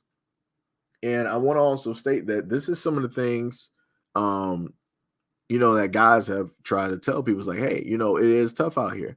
Everything, that we tend to do, it's not, sugar and gumdrops. It is like, it's stressful. You're not going to have time to yourself. You're not really going to have, money to yourself. Money is going to be stretched, very, very thin. It don't, all that glitters is not gold. So, again, here we are. But there's a lot of things that she can do in order to stretch or further her money. One of which, she don't need to go out with her friends. And I've told people that before. Yo, a lot of people got to be cool and fine with just being by themselves. Like, if you're working on building and you're working on trying to facilitate means of making more money, yo, it's going to be a lonely road. It's going to be a lonely journey. You can throw, a couple of like highs and whatnot online to people, talk to them on the phone. You don't need to sit up there and go out. Because every time when people go out, that's when a lot of money is going to be leaving your bank account. The moment in time you go out, so your money leaves. The moment in time you stay in the house, you're saving money. So, again, there's a multitude of ways that the system of which we live in will create a means of which that you'll have an avenue of which your money is just going directly out of your wallet, out of your bank account, out of your pocket, right? Out of your savings. And that's another way right there, right? She's saying that, she's lonely. She feels like a bum. She had to give up this and that. And that she, wants to go out and, she really can't, in a sense, afford to. It's like, yo, just stay home. It is okay to stay at home. And the moment in time that you're staying at home, yo, start looking some stuff up. Start watching some creative videos. Start seeing what other opportunities may be out there for the specific skill set that you have. And again, if you don't have that skill set, like the comment under her post said, like, hey, I went back to, to go re-up on some skills. You should do the same. Follow that advice. Follow that advice. She said that, she should have probably became, a nurse. She can go back to school and do that. She can be a certified nurse. It'll take her a minute to become registered. I forgot, what was it? You got certified, licensed, and then you got registered. I think I might be missing one. I think it's 4 steps, but I'm trying to remember from my mom specifically. But I know those are like at least three steps there. So she can easily get her certification. That wouldn't even, take her that long. They have a lot of nursing assistant programs. I think, what would that be? That'd be a CNA, certified nursing assistant. Yeah, they got a lot of CNA programs out here for women to go to. I'm pretty sure that she can probably get like a grant or a loan. They do have grants out there for women. I think I might have done some videos trying to introduce women to the variety of different grants that they have that women can specifically apply for, and they are for, women, ain't for nobody else. Yeah, like I said, there's a lot of stuff out here. She just has to do her due diligence. That's it. That's all you have to sit up there and do. Due diligence, stay focused, don't get emotional. That's all you have to sit up there and do. Don't fall into the trap of looking at, oh, look at what my friends are doing on IG. Look at their relationship. Look at them on a yacht. Look at them in Jamaica. Look at them in Hawaii. Stop doing that. Like I said, you're putting an unfair expectation on yourself by trying to compare your life and what it is that you can do to what other people are specifically doing. Again, everybody is different. Everybody, how people got to a certain, line is different. Like I said, she sounds like a pretty nice person. She just needs to do a little bit, more work, a little bit more, push, and she just needs to stay, specifically focused. Yo, we got Solo in the building. What is up? What is up? What is up? Let me see. Solo says she'll never be happy comparing herself to other people. Facts. Timothy said that's sad when a Target run is an outing. Yeah. You also said don't be a trucker. You'll afford more, but you won't be able to enjoy it. I mean, I will say, like, if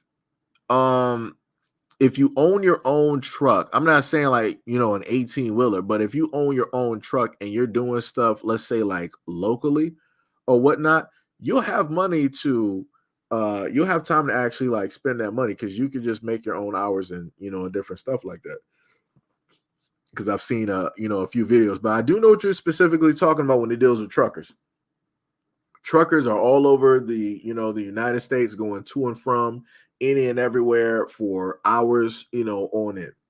So I do know what you're talking about in that aspect. Sham said, yeah, nursing for a registered nurse is only 2-year education. If you want to teach or do higher, then you go to a 4-year, but the hospitals will pay for the 4 years if you get in. That's dope. That's dope. Vincent Taylor said, what is up, Seji? What is up, chat? What is up? What is up? Timothy said, local drivers don't make much more than a 9 to 5. That is interesting. That is interesting. Well, maybe that might depend on the states, though. Because, like let's say like Uber, for instance, right? I'm just trying to, just figure some stuff out. I've understood and learned that in certain cities, Uber costs more than others, right? And in some instances, the further that you are from the city, the less it is. The more you are in the city or near it, it costs, a lot more as well.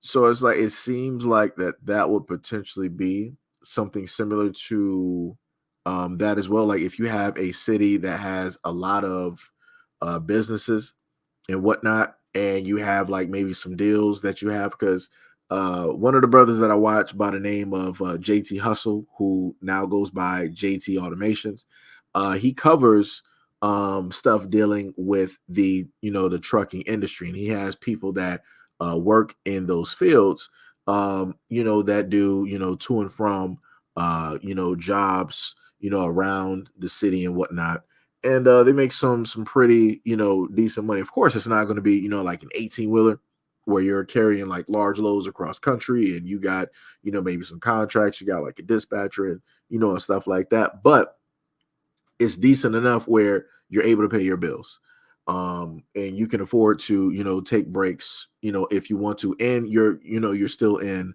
the same state. But again, I'm just going by the information that I got from JT Automations, and some of the brothers that he had up there explaining what it is that they do. Timothy said, I'm on my way to owning an 18-wheeler this summer. Hey, all right, congratulations. Like I said, that is stuff that I love to hear. Like I said, the moment in time we got people just upgrading out here, that is a dope celebration. It wasn't too long ago we had Nini, who was a moderator on a platform. She had graduated from school. I forgot what she was going into. Was she going in for nursing? I forgot what it was, because it was some years back, but she had just had graduated. Like I said, congratulations to anybody that's about to graduate, that may be in school right now, seeking a school, or about to get what it is that they were working for so long. Congratulations to you. Just in case I might not get a chance to specifically tell you. Stav said, something that helped boost my life is to collaborate and team up with like-minded people. You can exalt one another. I'm a designer and became a team with my friend who is a software engineer. Let me just highlight that. Let me just put that directly out there. And that's something I've listed to people as well. Like, if you just so happen to find like-minded people, you can get a lot more things done versus it just being you. Of course, if it's just you, if it's, if anything falls down, of course, you're going to, take the blame for it. If success happens, of course, you're going to sit up there and, take everything that comes directly with that.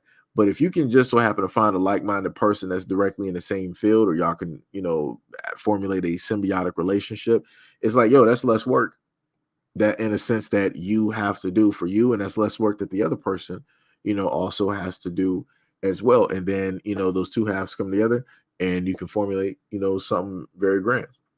So that is a very great point right there. Shem said, yeah, big money comes from cross-country truckers. In Wisconsin, truckers are heavily needed, so local truckers don't do too bad here. Tim said, you talking about hot shots? They do make decent money as long as their cost is manageable. Okay, that's what it's called. It's called hot shots. Okay. See, I don't know the specific terms. A lot of y'all, y'all the truck drivers, y'all in the industry, so you guys tend to have all of these words and definitions, and stuff like that. Tim said, oh yeah, Seji, me and my crew started a podcast. It's a slow start, but we doing something. All right. Hey, all right. That's what I'm talking about. What's the what's the name of the podcast? Or what's the what platform are y'all on? Are you on like TikTok, YouTube, Facebook, IG? Like, let me know what y'all on.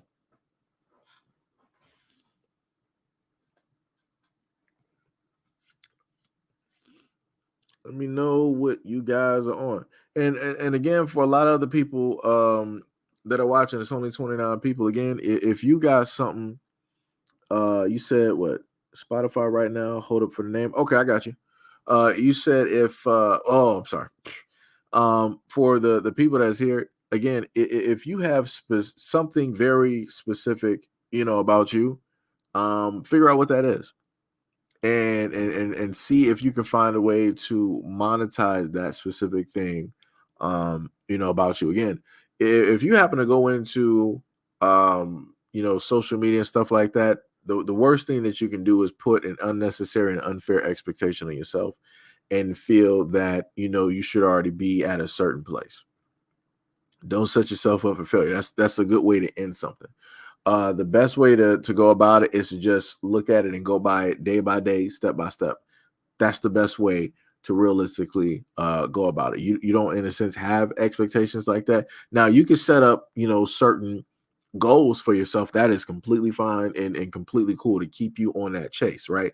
So let's say if you got a podcast or you have a YouTube, channel, right?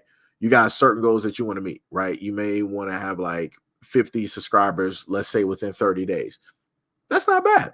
You could easily potentially manage to do that. It just depends on how much you want to specifically put in, or maybe you want to put out a certain amount of videos or audio directly out of there.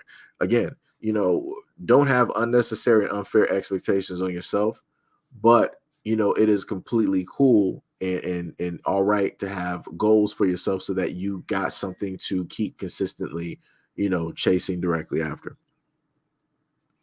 So like I said, much love, respect, and appreciation to any and all people out there that got something going, that's working on a side hustle, job, furthering their education, getting a brand new skill, working on an idea, dreaming of something. Like I said, much love, respect, and appreciation. Chances are very great you are going to get a lot of the things that you were looking for and asking for. You just got to have the goal. You got to have the drive, the tenacity.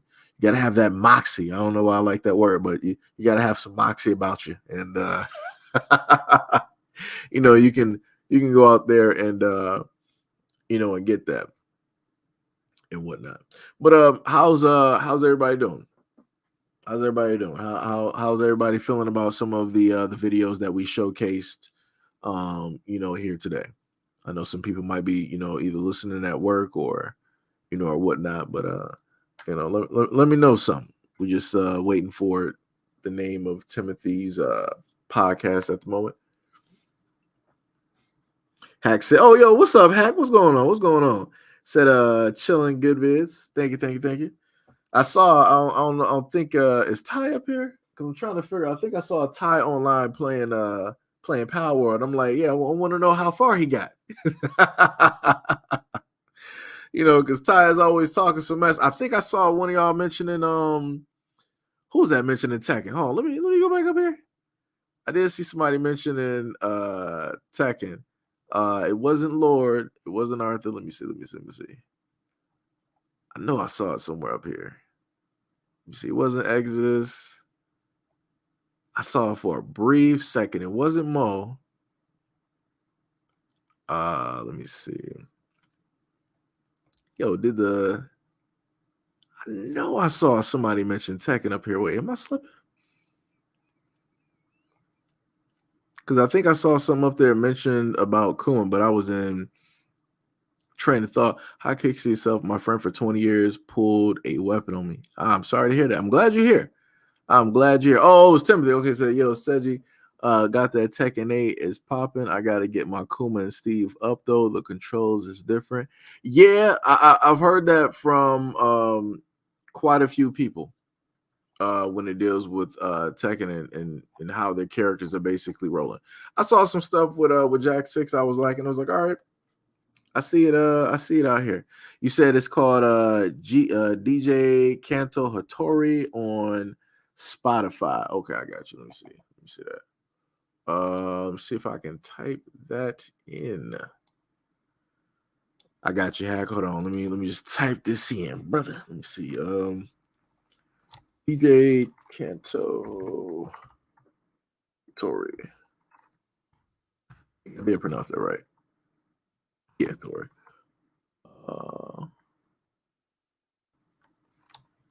OR. See.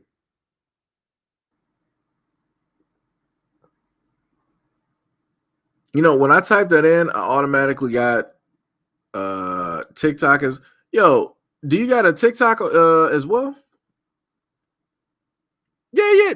This has to be you because I'm looking. It says music producer and trucking. Goju Ryu, karate, judo.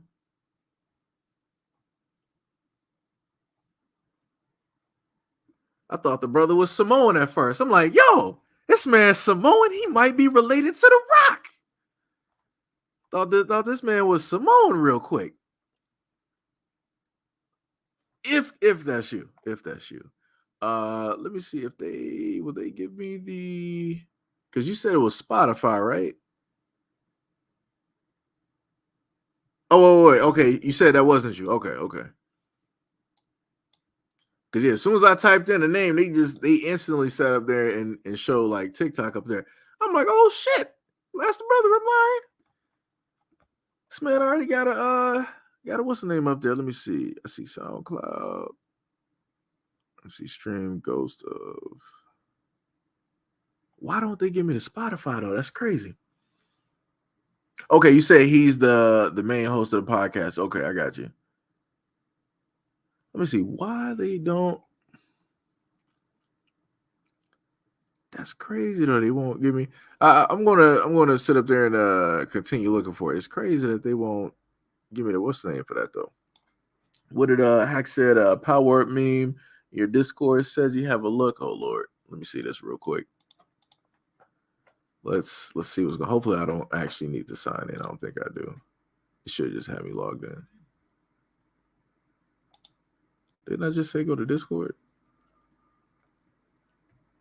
Let me see. So again, much love, respect, and appreciation. Also, good afternoon to everybody.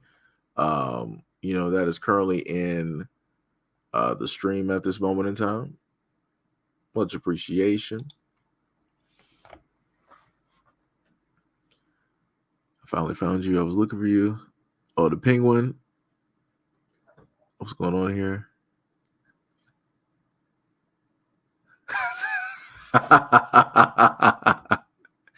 yeah. That's power, right? Yeah. That is Power World right there. Talking about drug dealing. Oh man, that is hilarious. Tippy was like, I knew you was gonna roll in here. I knew he was gonna roll it. That's all that needed to be said. Somebody that looked like they related to The Rock. Here come Tippy. Here come Tippy. Who's related to The Rock? Woke up out of her deep slumber. As soon as she heard it, was like, is that a cousin of Roman Reigns? Is that somebody from the Shield? Like just hyped. Just completely hyped. Wasn't leaving a comment about nothing else in the stream, just that part. That is something.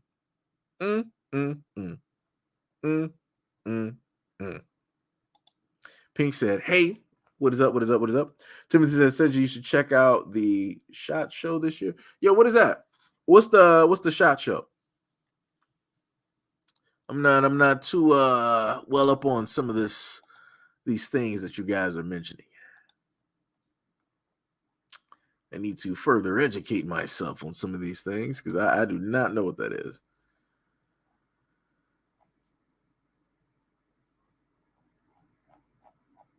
Wait, announcements. We got 79.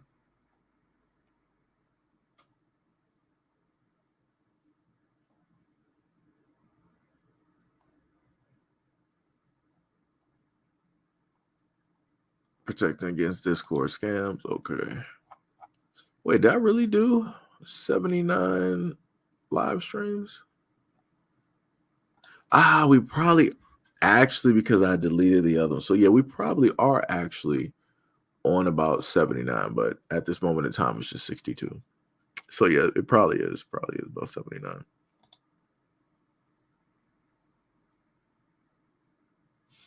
Let me see what we got.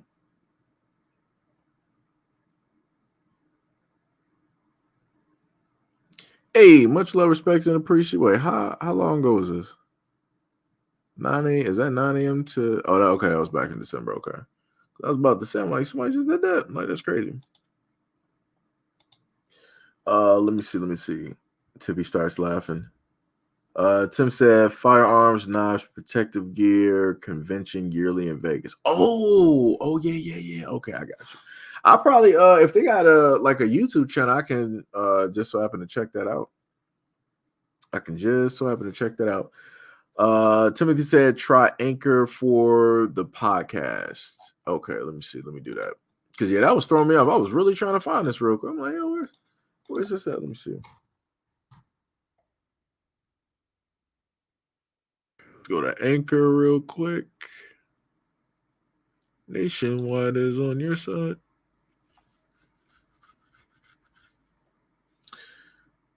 I forgot Anchor is I think Anchor is a part of Spotify. So I think I would just have to open up Spotify. And then from there, I can go and type in the name. All right, let me see. Okay, I think I found the podcast. I got about how many episodes? I think I got like 2. Is it 2 episodes up there? 2 or 3? I think the latest one was August 2023, I think that's it.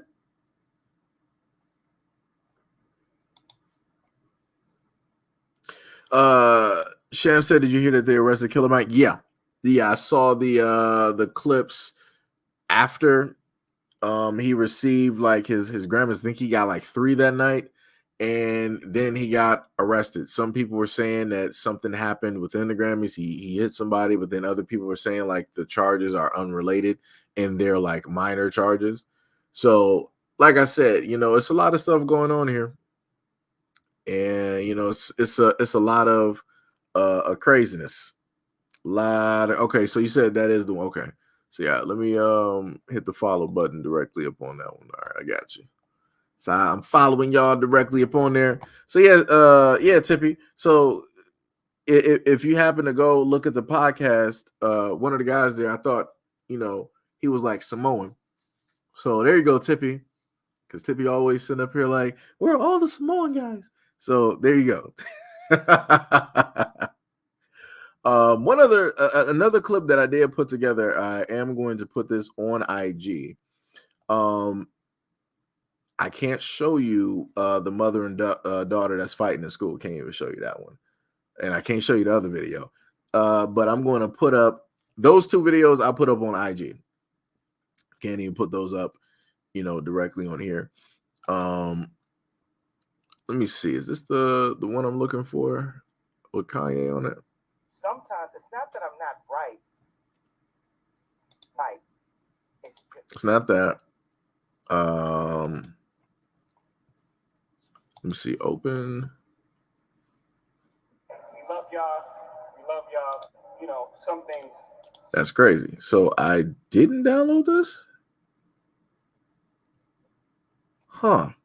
Oh, one interesting video. Matter of fact, I do have another interesting video here. Right? So let's just play this real quick. For the tab, and I gave you the tab, and you looked at the paper where you never paid. I never paid. No. You sure? Yes. You positive? Positive. You want to go look on that table again, my friend? And you'll see a $20 bill sitting right there that had a tip for you. But yeah, you can get my change. Yeah, you can get my change. Yeah, that's fine. You can get my change. All right, that's fine. See, you were so focused on us, you couldn't focus on the task. Whatever. It really doesn't matter. Man, you were being a little weird. Give people space. Damn, you just made an ass out of yourself. So the main thing that happened there, right? So let me just fly back to the beginning, right? So the brother there had paid for his tab, because I've done this at diners before, where I usually just use card though. So the brother paid for his tab and he left the money. That's the normal, diner etiquette. Like you can just, pay, and when they pick up the plate and whatnot, they got the money and everything, right? So you see the guy directly here, the worker directly in the green. Let me just mute this so we can play it. And he's basically explaining to the brother, he was like, yo, you didn't sit up there and pay your tab. You just basically, walked out after you ate, trying to basically check the guy, right? And the brother was like, are you sure? Are you very sure? Right? And he was like, yo, I left it directly right by the plate. And as you see the receipt went to his left hand, and in his right hand, you see the money for the food. And the brother was explaining to him, he was like, yo, man, you were so focused directly on us, you didn't even look for the actual money. And then you see the dude catching the attitude. He was like, man, whatever, it's not even that serious. No, yes, it is. It is. Because you literally walked outside of the restaurant claiming that he didn't pay for his bill, trying to check him. But then he came back in and he's recording and he's showing you like, yo, I paid for my meal. And he's like, man, just give me my money back. Just give me the change. Give me all that. So you ain't getting no tip. You ain't getting nothing. Like I said, I would be asking for a straight refund. I'm like, yo, just refund me my meal. Just run me back my money. Because you wanted to sit up here and claim that I didn't pay for my food. You wanted to just take this to a whole nother level. No problem. Give me back my money. Just give me back my money. That's exactly what I would sit up there and be saying. Because like I said, it's crazy to me to see people go out on a limb and decide to do something like this, knowing that they're dead in the wrong. And that dude was in the wrong. And he knew he was in the wrong. But he couldn't even own up to it. He couldn't even say, you know what, sir, I apologize. I was incorrect. I was wrong. And, next time I will make sure to, look for the money. He could have just did that. He didn't even have enough sense. He didn't even have enough within himself just to admit that he was wrong. And like I said, this is the problem with society. This is the problem with a lot of people, directly out here. It's crazy. It's crazy. Tippy said, I guess they agreed on giving survivors 138 million, 183 million. Yeah. It is what it is. I've had to basically learn, certain things that I watched another content creator, basically talk about that subject, and they stated that they inevitably had an issue with their video and it was taken down. And I'm like, wow, so you can't even talk about what's in the news? Like they just really, took that down over. I'm like, wow, that's crazy. You can't even just, I'm like, no problem. No problem. So we're gonna mention it and not really mention it at the same time. But like I said, America will tell you that they don't have money in order to repay what is owed to the ancestors of slavery. But like I said, it is what it is. Everybody out here, everybody else is out here winning. Ain't nothing you can do about that. You just got to sit up there and go out there and get it yourself. But this is the problem. The moment in time when you have Black people here in America decide to do for themselves, other people are going to start to see that camaraderie and people gathering together and actually working with one another, and they're going to step in and try to break that apart. They'll be like, oh, why don't we all work together? Why don't we all do this? Why don't we all do that? We can all share in this progress. No. Everybody been saying for the longest time that Black people need to pull themselves up by the bootstraps, need to start working on their communities and building up. But the moment in time Black people start doing it, now people got a problem with it. Like I said, people gotta start calling a lot of this stuff out. It's shenanigans. It is straight shenanigans.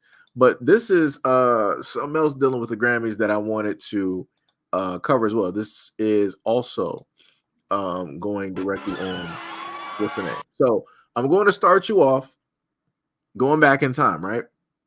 This is when Kanye West basically had his villain arc, right? So this is where we are going to start.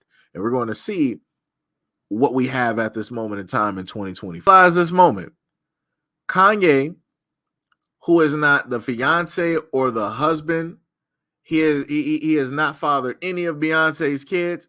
He is the man standing up for Beyonce on stage in front of everybody, right? He literally took the mic from Taylor Swift, America's Sweetheart. It was like, you know what, Taylor, what you did was good, but Beyonce had the greatest of all time. She's the one that should be up here. She's the one that should deserve this, not you. You did good, but it ain't Beyonce good, right? So let's right. So remember, America's Sweetheart, right? Villain arc. Everybody started really hating Kanye at that moment, right? Really just started hating that dude.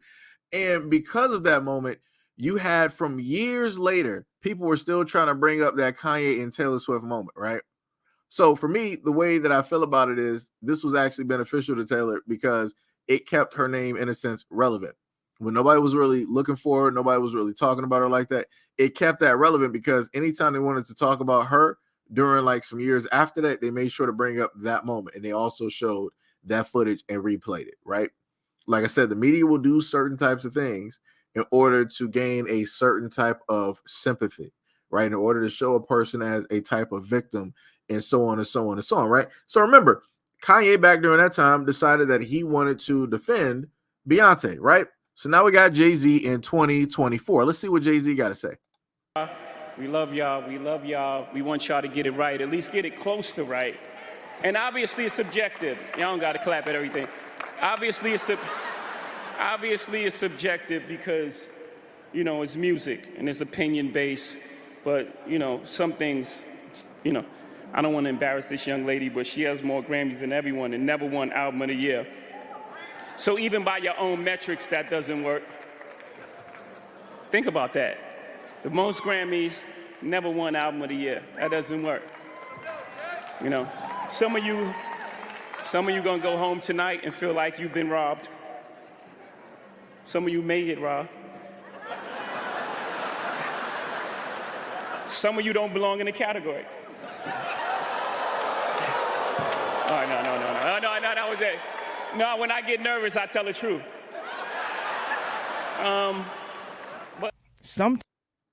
So remember, Jay-Z just basically pulled a Kanye, right? This is the main thing that people always talked about Kanye, like, oh, we don't know what he's going to say. He says all of these, radical and all these other types of things at whatever time he feels like saying it, right? And remember how Jay-Z and Beyonce had disassociated themselves after that moment, and many others, away from Kanye, right? And if you go back farther enough and you look at that one moment where Kanye took the mic from Taylor Swift during the VMAs, I think if I remember correctly, Beyonce wanted to bring Taylor Swift or whatnot directly up there and try to, give a sorry or something like that. Like I said, but here we are. As Jay-Z stated, she has more Grammys than anybody else in the room, but yet she has never had Album of the Year. She got 30 something. I think wasn't it 30 something? Let me go back to that real quick. Let me see that. Let me see. You know, it's music and it's opinion based, but some things, I don't want to embarrass this young lady, but she has more Grammys than everyone and never won Album of the Year. So even by your own metrics, that doesn't work. Think about that. The most Grammys, never won Album of the Year. That doesn't work. Okay, he didn't list the number. I think it was like either 30, in between like 20, 23 or 30, 33.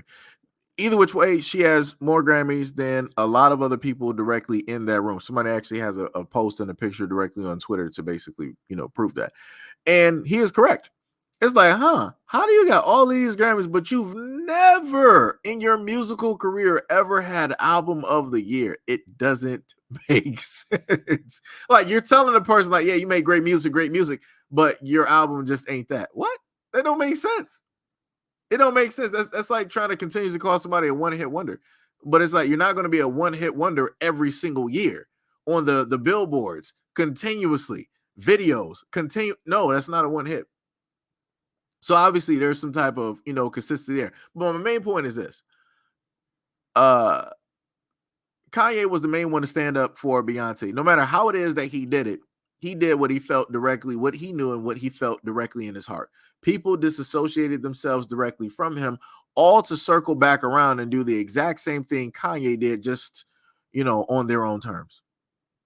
So remember, Kanye did it first. That's the main point.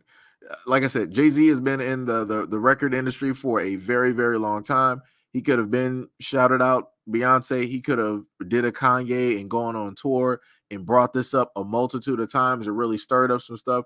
He opted and decided not to. He just waited for this moment to decide to bring this up for whatever reason. I have no clue why, but that's what he decided to do. I feel like it's a little bit too late to realistically do that, just to be honest. Because I'm like, this you're in the music industry too. This is your wife. This is the love of your life. This is the woman who gave you your beautiful daughter, right? This is the woman that's been with you for a very, very long time. You should have been standing on this for a very long time. But, you know, it is what it is. But again, Kanye did it first. But let's continue because Kanye has a point. You know, the truth. A good one. Here we go. Sometimes I'm just not right now. Wait, let me rewind and make sure I got it correct. Sometimes it's not that I'm not right. Wait for it. Watch it. I got a good one. Here we go. Sometimes I'm just not right now. It's not right now. It's not that you're not right. It's just not right now. Mm-hmm. So you're too ahead of us. Hey, you're too ahead of us. And I have to like be here because that's not a good thing to be too ahead, because what do you do then? You lose the audience. Yeah. And he's correct. Shout out to Miss Armstrong. What is up? What is up? What is up? And he is correct. The moment in time that you decide that you want to, you know, put stuff out there or tell people, you know, stuff before it happens or takes place or whatnot, you're going to lose a lot of people. Because a lot of people are like, hey, we're here. We're not in the future. We're trying to, you know, walk together on this journey to get to the future. We're not trying to just know about the future before we're, you know, in a sense, even there. You're going to lose a lot of people, and he is correct. So back when he did the whole thing with Taylor Swift, he lost a lot of people. A lot of people wanted to disassociate themselves. A lot of people didn't want to speak on Kanye, didn't want to say anything really about him. And then as the times kept going, more and more people started to basically space themselves out from Kanye because of the things that you know, he was saying and whatnot. So yeah, man has a point. Man has a very, very, very valid point. On top of the fact, I'm not sure if anybody's seen the clips of Taylor Swift accepting a Grammy from Celine Dion and how the lack of acknowledgement you know, took place. Let me tell you something. Even if I was a rapper and I was supposed to sit up there and get a Grammy, I'm going to sit up there and give a shout out to Celine Dion. It's not even a part of like the same area. It's just due to the simple fact I grew up listening to like Titanic and hearing that song. Like she was belting during that time. Like she was there. She also has some other songs too. But you know, Titanic is, you know, one of those main iconic you know, songs that you would always hear, especially if you ever had a childhood and you woke up at about 2 or 3 o'clock in the morning during those infomercials, and 9 times out of 10 Celine Dion was the main one to sit up there and wake you up out of your sleep. It's like, oh, like what's that? Oh, it's the music commercial. And then you would hear Luther here, and you start to hear all of that, right? But yeah, it's like I said before, the lack of acknowledgement. I'm trying to see if I can actually get the clip for you guys real quick. I gotta look around my screen. Where's my other window here? Is that it? Okay, that's the Twitter right there. Let me see here. See if I can actually get that for you. Then you had J-Lo directly up there. Oh man, thank the Lord I don't have the window up, because that Meg the Stallion clip would have just ended me. Oh man, that would have ended me right there. This is why oh boy, that would have been something right there. Let me see, where is Celine Dion? Let me see. I didn't actually keep that one up there. Yeah, there we go. Celine Dion. Because right now they're trying to clean up for Taylor Swift. You know, at this moment, that's an 8-second clip. Where's the longer clip? Directly up here.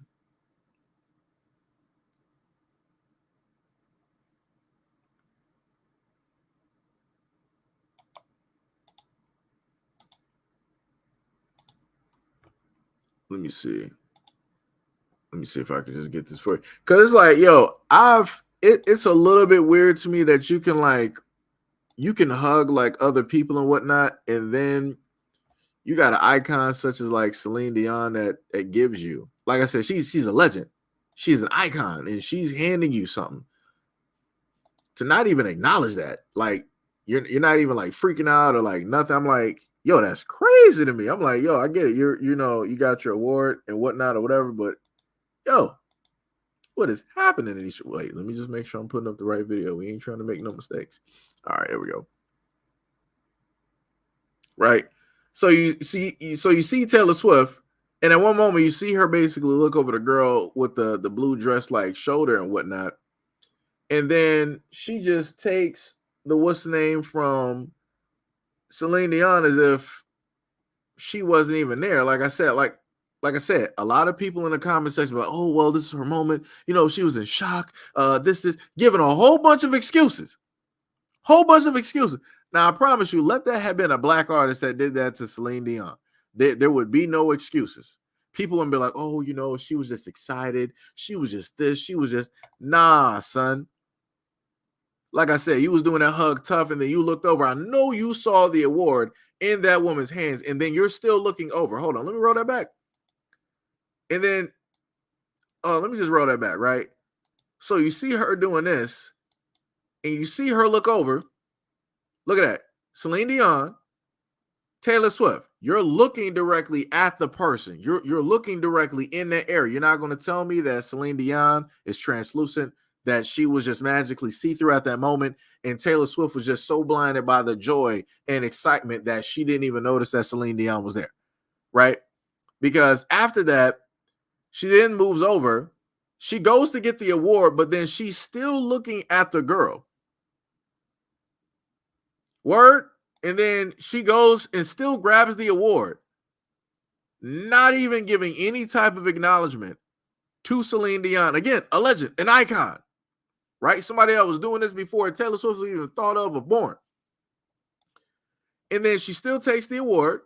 The camera is panning, right? You see Celine Dion, she's just clapping and looking to the side, like, okay, you know, you got your award or whatnot. Taylor Swift looking directly down after getting the award, looking directly down at the award.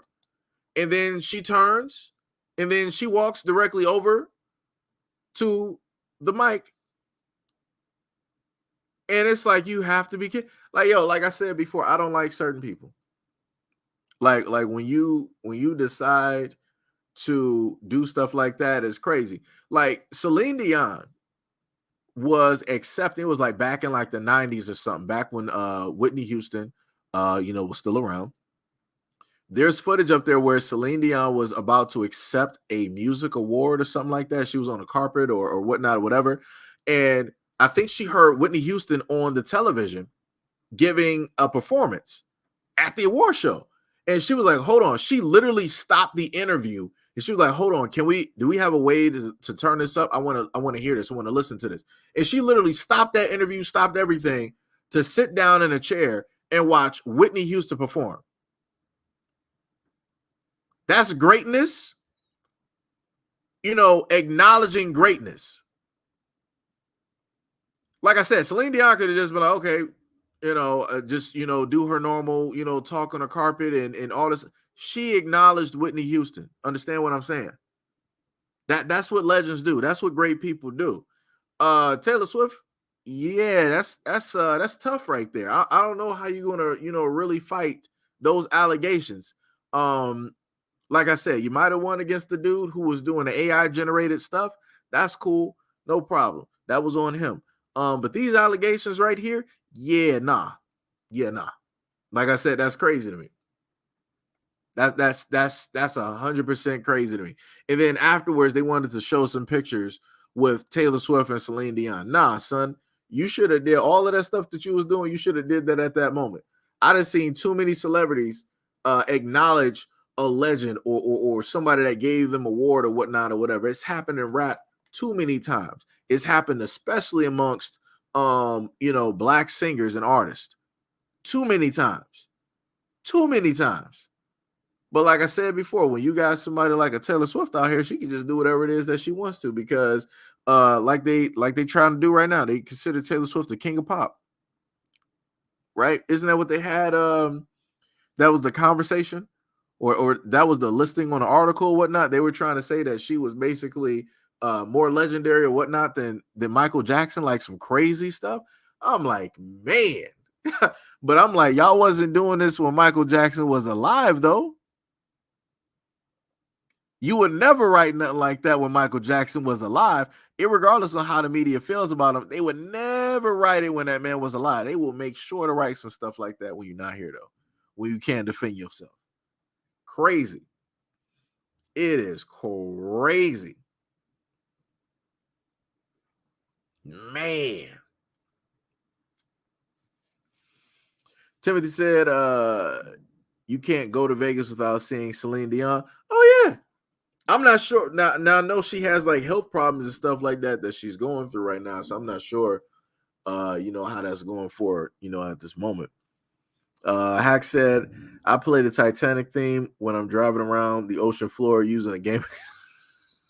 This dude, oh, man. Wow, that's crazy. That's crazy. That man said, PC people are something else. Yeah, it's like, yo, that's crazy. Celine Dion is a legend. Legend. Like I said before, even if you don't know any other songs, everybody know the Titanic thing. Like that theme, if you were there during the 90s, there was not a place you could not go where that song was not playing. That song was everywhere, including the radio. I remember hearing that waiting in a Burger King drive-thru. I'm like, oh, snap, that's Celine Dion playing. I'm like, that's crazy. That's back in the day when they actually used to play music in a drive-thru. I know a lot of people might not have remembered that or might not have ever, experienced that. But, yeah, that was the thing.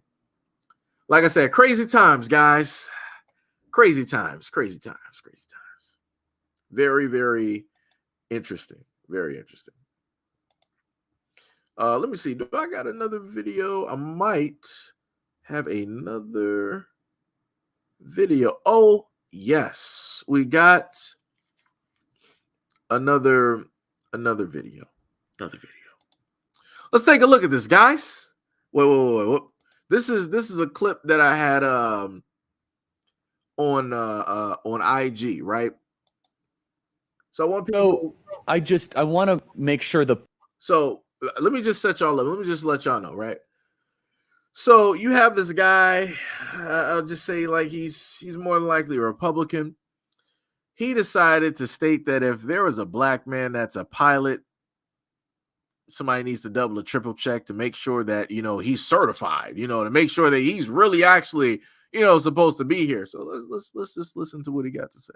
point that I was making is everybody missed it, is that DEI creates worse people, and it creates a generation or a country to think in a way that we otherwise would not have thought, or that I never would have had that thought growing up. But when you prioritize the hiring of race and your life is in suspension at 35,000 feet, you say, boy, I hope he's qualified.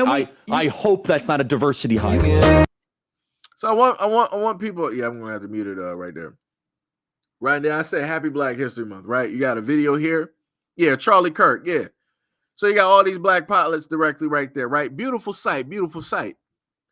And this dude is trying to say like, I hope that he's certain. So you just mean what? So what? A diversity hire? They're just gonna go directly on the block, and they just gonna hire like some just random black dude and just give him air pilot controls? Word? That's how far we've gotten, and you're talking about like their diversity hires is it just implants and puts in a system certain thoughts and processes that I would have never had otherwise. No, you have those. You showcase that. You literally said that you don't really feel that a black man is qualified to be a pilot because your life is in his hands. Why do you feel, Mr. Kirk, that a black man will want to sit up there and do anything, any harm to you at 35,000 miles in the air? Why do you feel? Why do you feel that way? Or 3,500. I don't know whatever feet it was. But airplane height, y'all know what I'm saying. Why would you feel that a black man would really want to do something to you? That's a little bit weird. Do you feel that he's going to plan some type of get back for his ancestors? Like I said, you got to understand whenever you hear people say things like this, you have to understand where they are mentally. You have a lot of people out here that feel that black people are plotting to do something, right? They're plotting a get back. And that has never really been black people's MO. We've gotten the worst treatment out of everybody in America historically. There, bar none. Nope, nobody's going to be able to fight that. There is nobody. You're not going to be able to bring up like, oh, but what about the Asians? What about the Mexicans? What about the Irish and the Italian? No. Nobody else has gotten worse treatment than black people and their ancestors on this soil. And even still, through all of the things that we have faced, past, present, and future,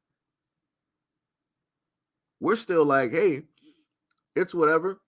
We remember. We're going to always continuously make sure that you remember, but you're invited to the cookout. We can all still go to the same school and college. We can all go to the same restaurant. We can all be in the same bus. We can all be in the same market. People can date one another. We're still doing all of these normal things, right? But yet you still got people out here that think that black people, that there's some type of get back coming, that they just can't, really trust. It's amazing. Coming from a person that created lack of trust, you're stating that you don't trust black people. Wow. Mind you, if you happen to look up any issues where it deals with pilots, the greater majority of pilots are not black. Are not black at all. I'm not even sure if you got 3% black pilots directly out there. So it's like, if anything goes wrong with a plane, are you going to sit up there and tell me that that was because of diversity hires? No, you're not. You're going to make an excuse and like, well, maybe he was tired. Maybe, he wasn't fully trained properly. Maybe he was under the. It's going to be all of this other type of stuff. Charlie Kirk is not going to have the same voice. If you bring up the numbers of airplane crashes and all of these other types of things that have happened, he's not going to have nothing to say. He's going to miscalculations, human error. That's what it's going to be. He's not going to be talking about all of this stuff about diversity hire and are they actually qualified to be a pilot? Like I said, that's crazy. That is crazy. Did we not just have a flight? And I think I did do a video on that. It wasn't that long ago where you had a pilot that was trying to take people's lives on a plane. He was literally shutting off the engines. Shutting off the engines in the air. Trying to take life. But do you hear Charlie Kirk trying to say, oh, I don't think maybe he wasn't really properly trained or qualified? No, because that doesn't fit the narrative that he's trying to spin. He's pulling like a Matt Damon, where Matt Damon basically said everything in front of the camera lens can change, but the thing that cannot change is the person behind it. Do you know who Matt Damon is talking about? Matt Damon is talking about somebody that looks exactly like him.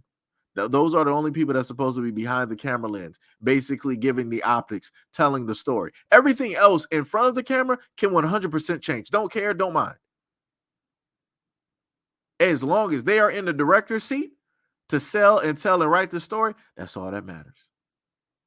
So like I said before, hey, it is what it is. It is what it is. Hack said, I guess he forgot about German Wings flight 9525. He said a pilot unalived everyone and laughed about it. That's crazy.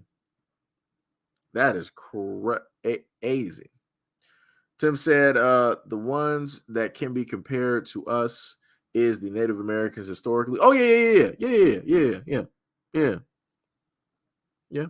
That's bars. Ms. Armstrong said that Tuskegee Airmen who flew the Germans and the Americans. Yeah. Sham said that looked like my godson right there. He's a pilot now too. Hey, congratulations to your godson on becoming a pilot. Congratulations. You said high as a kite? Yeah. Sham said anyway, they project their behavior through their fears, and they use this in their culture to silence their consciousness and guilt. Yeah, like I said, it's tough out here. Like I said, there's no reason to have fear, because if anything, if black people were going to do something, they would have been done it. But that's not the type of time that black people are on. Even if, no matter how we're even getting treated right now, we're still just trying to just live. We're just still just trying to, be there, but other people feel differently, specifically about it, which again, I keep saying is completely crazy. People are still hoping on and wishing on this type of war or this type of thing to happen, and it just hasn't happened to them. It just hasn't happened. Let me see. We already went over the automated restaurant. Yeah, we did those videos last live stream, so I was just making sure. He said, Tim said, I'm more worried about the plane itself than the pilot. Oh, yeah, because some of these planes, like if you ever flown Spirit, them bad boys be shaky. Let me tell you, I've been on Spirit quite a few times, and I swear it's held together by paper mache, rubber bands, and Gorilla Glue. Like that is all that is all the Spirit Airlines plane is. Like, it's crazy out here. It is ultra crazy. How those planes are even built. Like I said, those are the cheapest planes in existence. I don't really feel like those planes should even be in the air, just to be real. I feel like they just should not be in the air at all.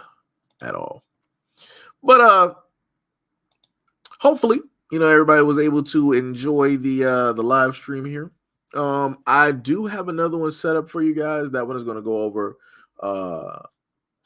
some more videos as well. Miss Armstrong said, I heard many things about Spirit. Yeah, Spirit is something. That's the best way I can put it. Spirit is something. But yeah, hopefully you guys were able to, you guys enjoyed the live stream and everything that was listed. Hopefully some of you guys also enjoyed the previous live stream. I want to say that was about like a day ago when I did that live stream with you guys. I think we ended up getting about 149 views directly on that stream. So we want to keep it pushing, keep it moving, and see what it is that people like and don't like. Place that directly up here. Even though I want to say the looks are a little bit different when it deals from channel to channel. So we'll figure it out. Because I think it was one something on the previous live stream on the other channel, and on the main channel we got about 268. So maybe it did do a little bit of something. Got about 5 comments on it, so that's not too bad. That's not too bad at all.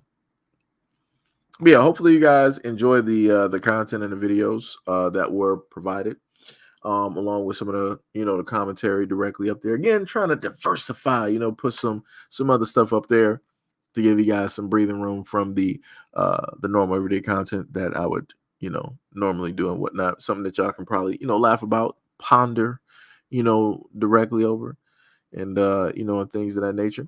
Again, it is currently Monday, so hopefully everybody's having a good start to the week, even though the start to the week is Sunday. But I'm just going to say Monday. Hopefully everybody's having a very great Monday. If you're at home, prepare, some nice food, or, a good lunch, order some food or whatnot, or whatever, get your feng shui directly in order, make sure to spend some time with yourself, get your mental directly, in order, and work on becoming a better person than what you were, yesterday. Always consistently have that goal to, elevate yourself, and yeah, we gonna be out here. So I will catch you guys on the next live stream, which will be live stream number 63. And I already got the video specifically set up for that, because that's going to be more of story based. I guess you could say it's going to be a little bit more so going back and forth, dealing with those videos and the information, that is specifically, there. So much love, respect, and appreciation. Shout out to anybody who might have donated by way of the Cash App, the Patreon, and the PayPal. Love you guys a lot. Thank you guys for everything that you do, seen and unseen. And I would not be able to do the things that I do if it was not for people like you. So see y'all later. Peace out.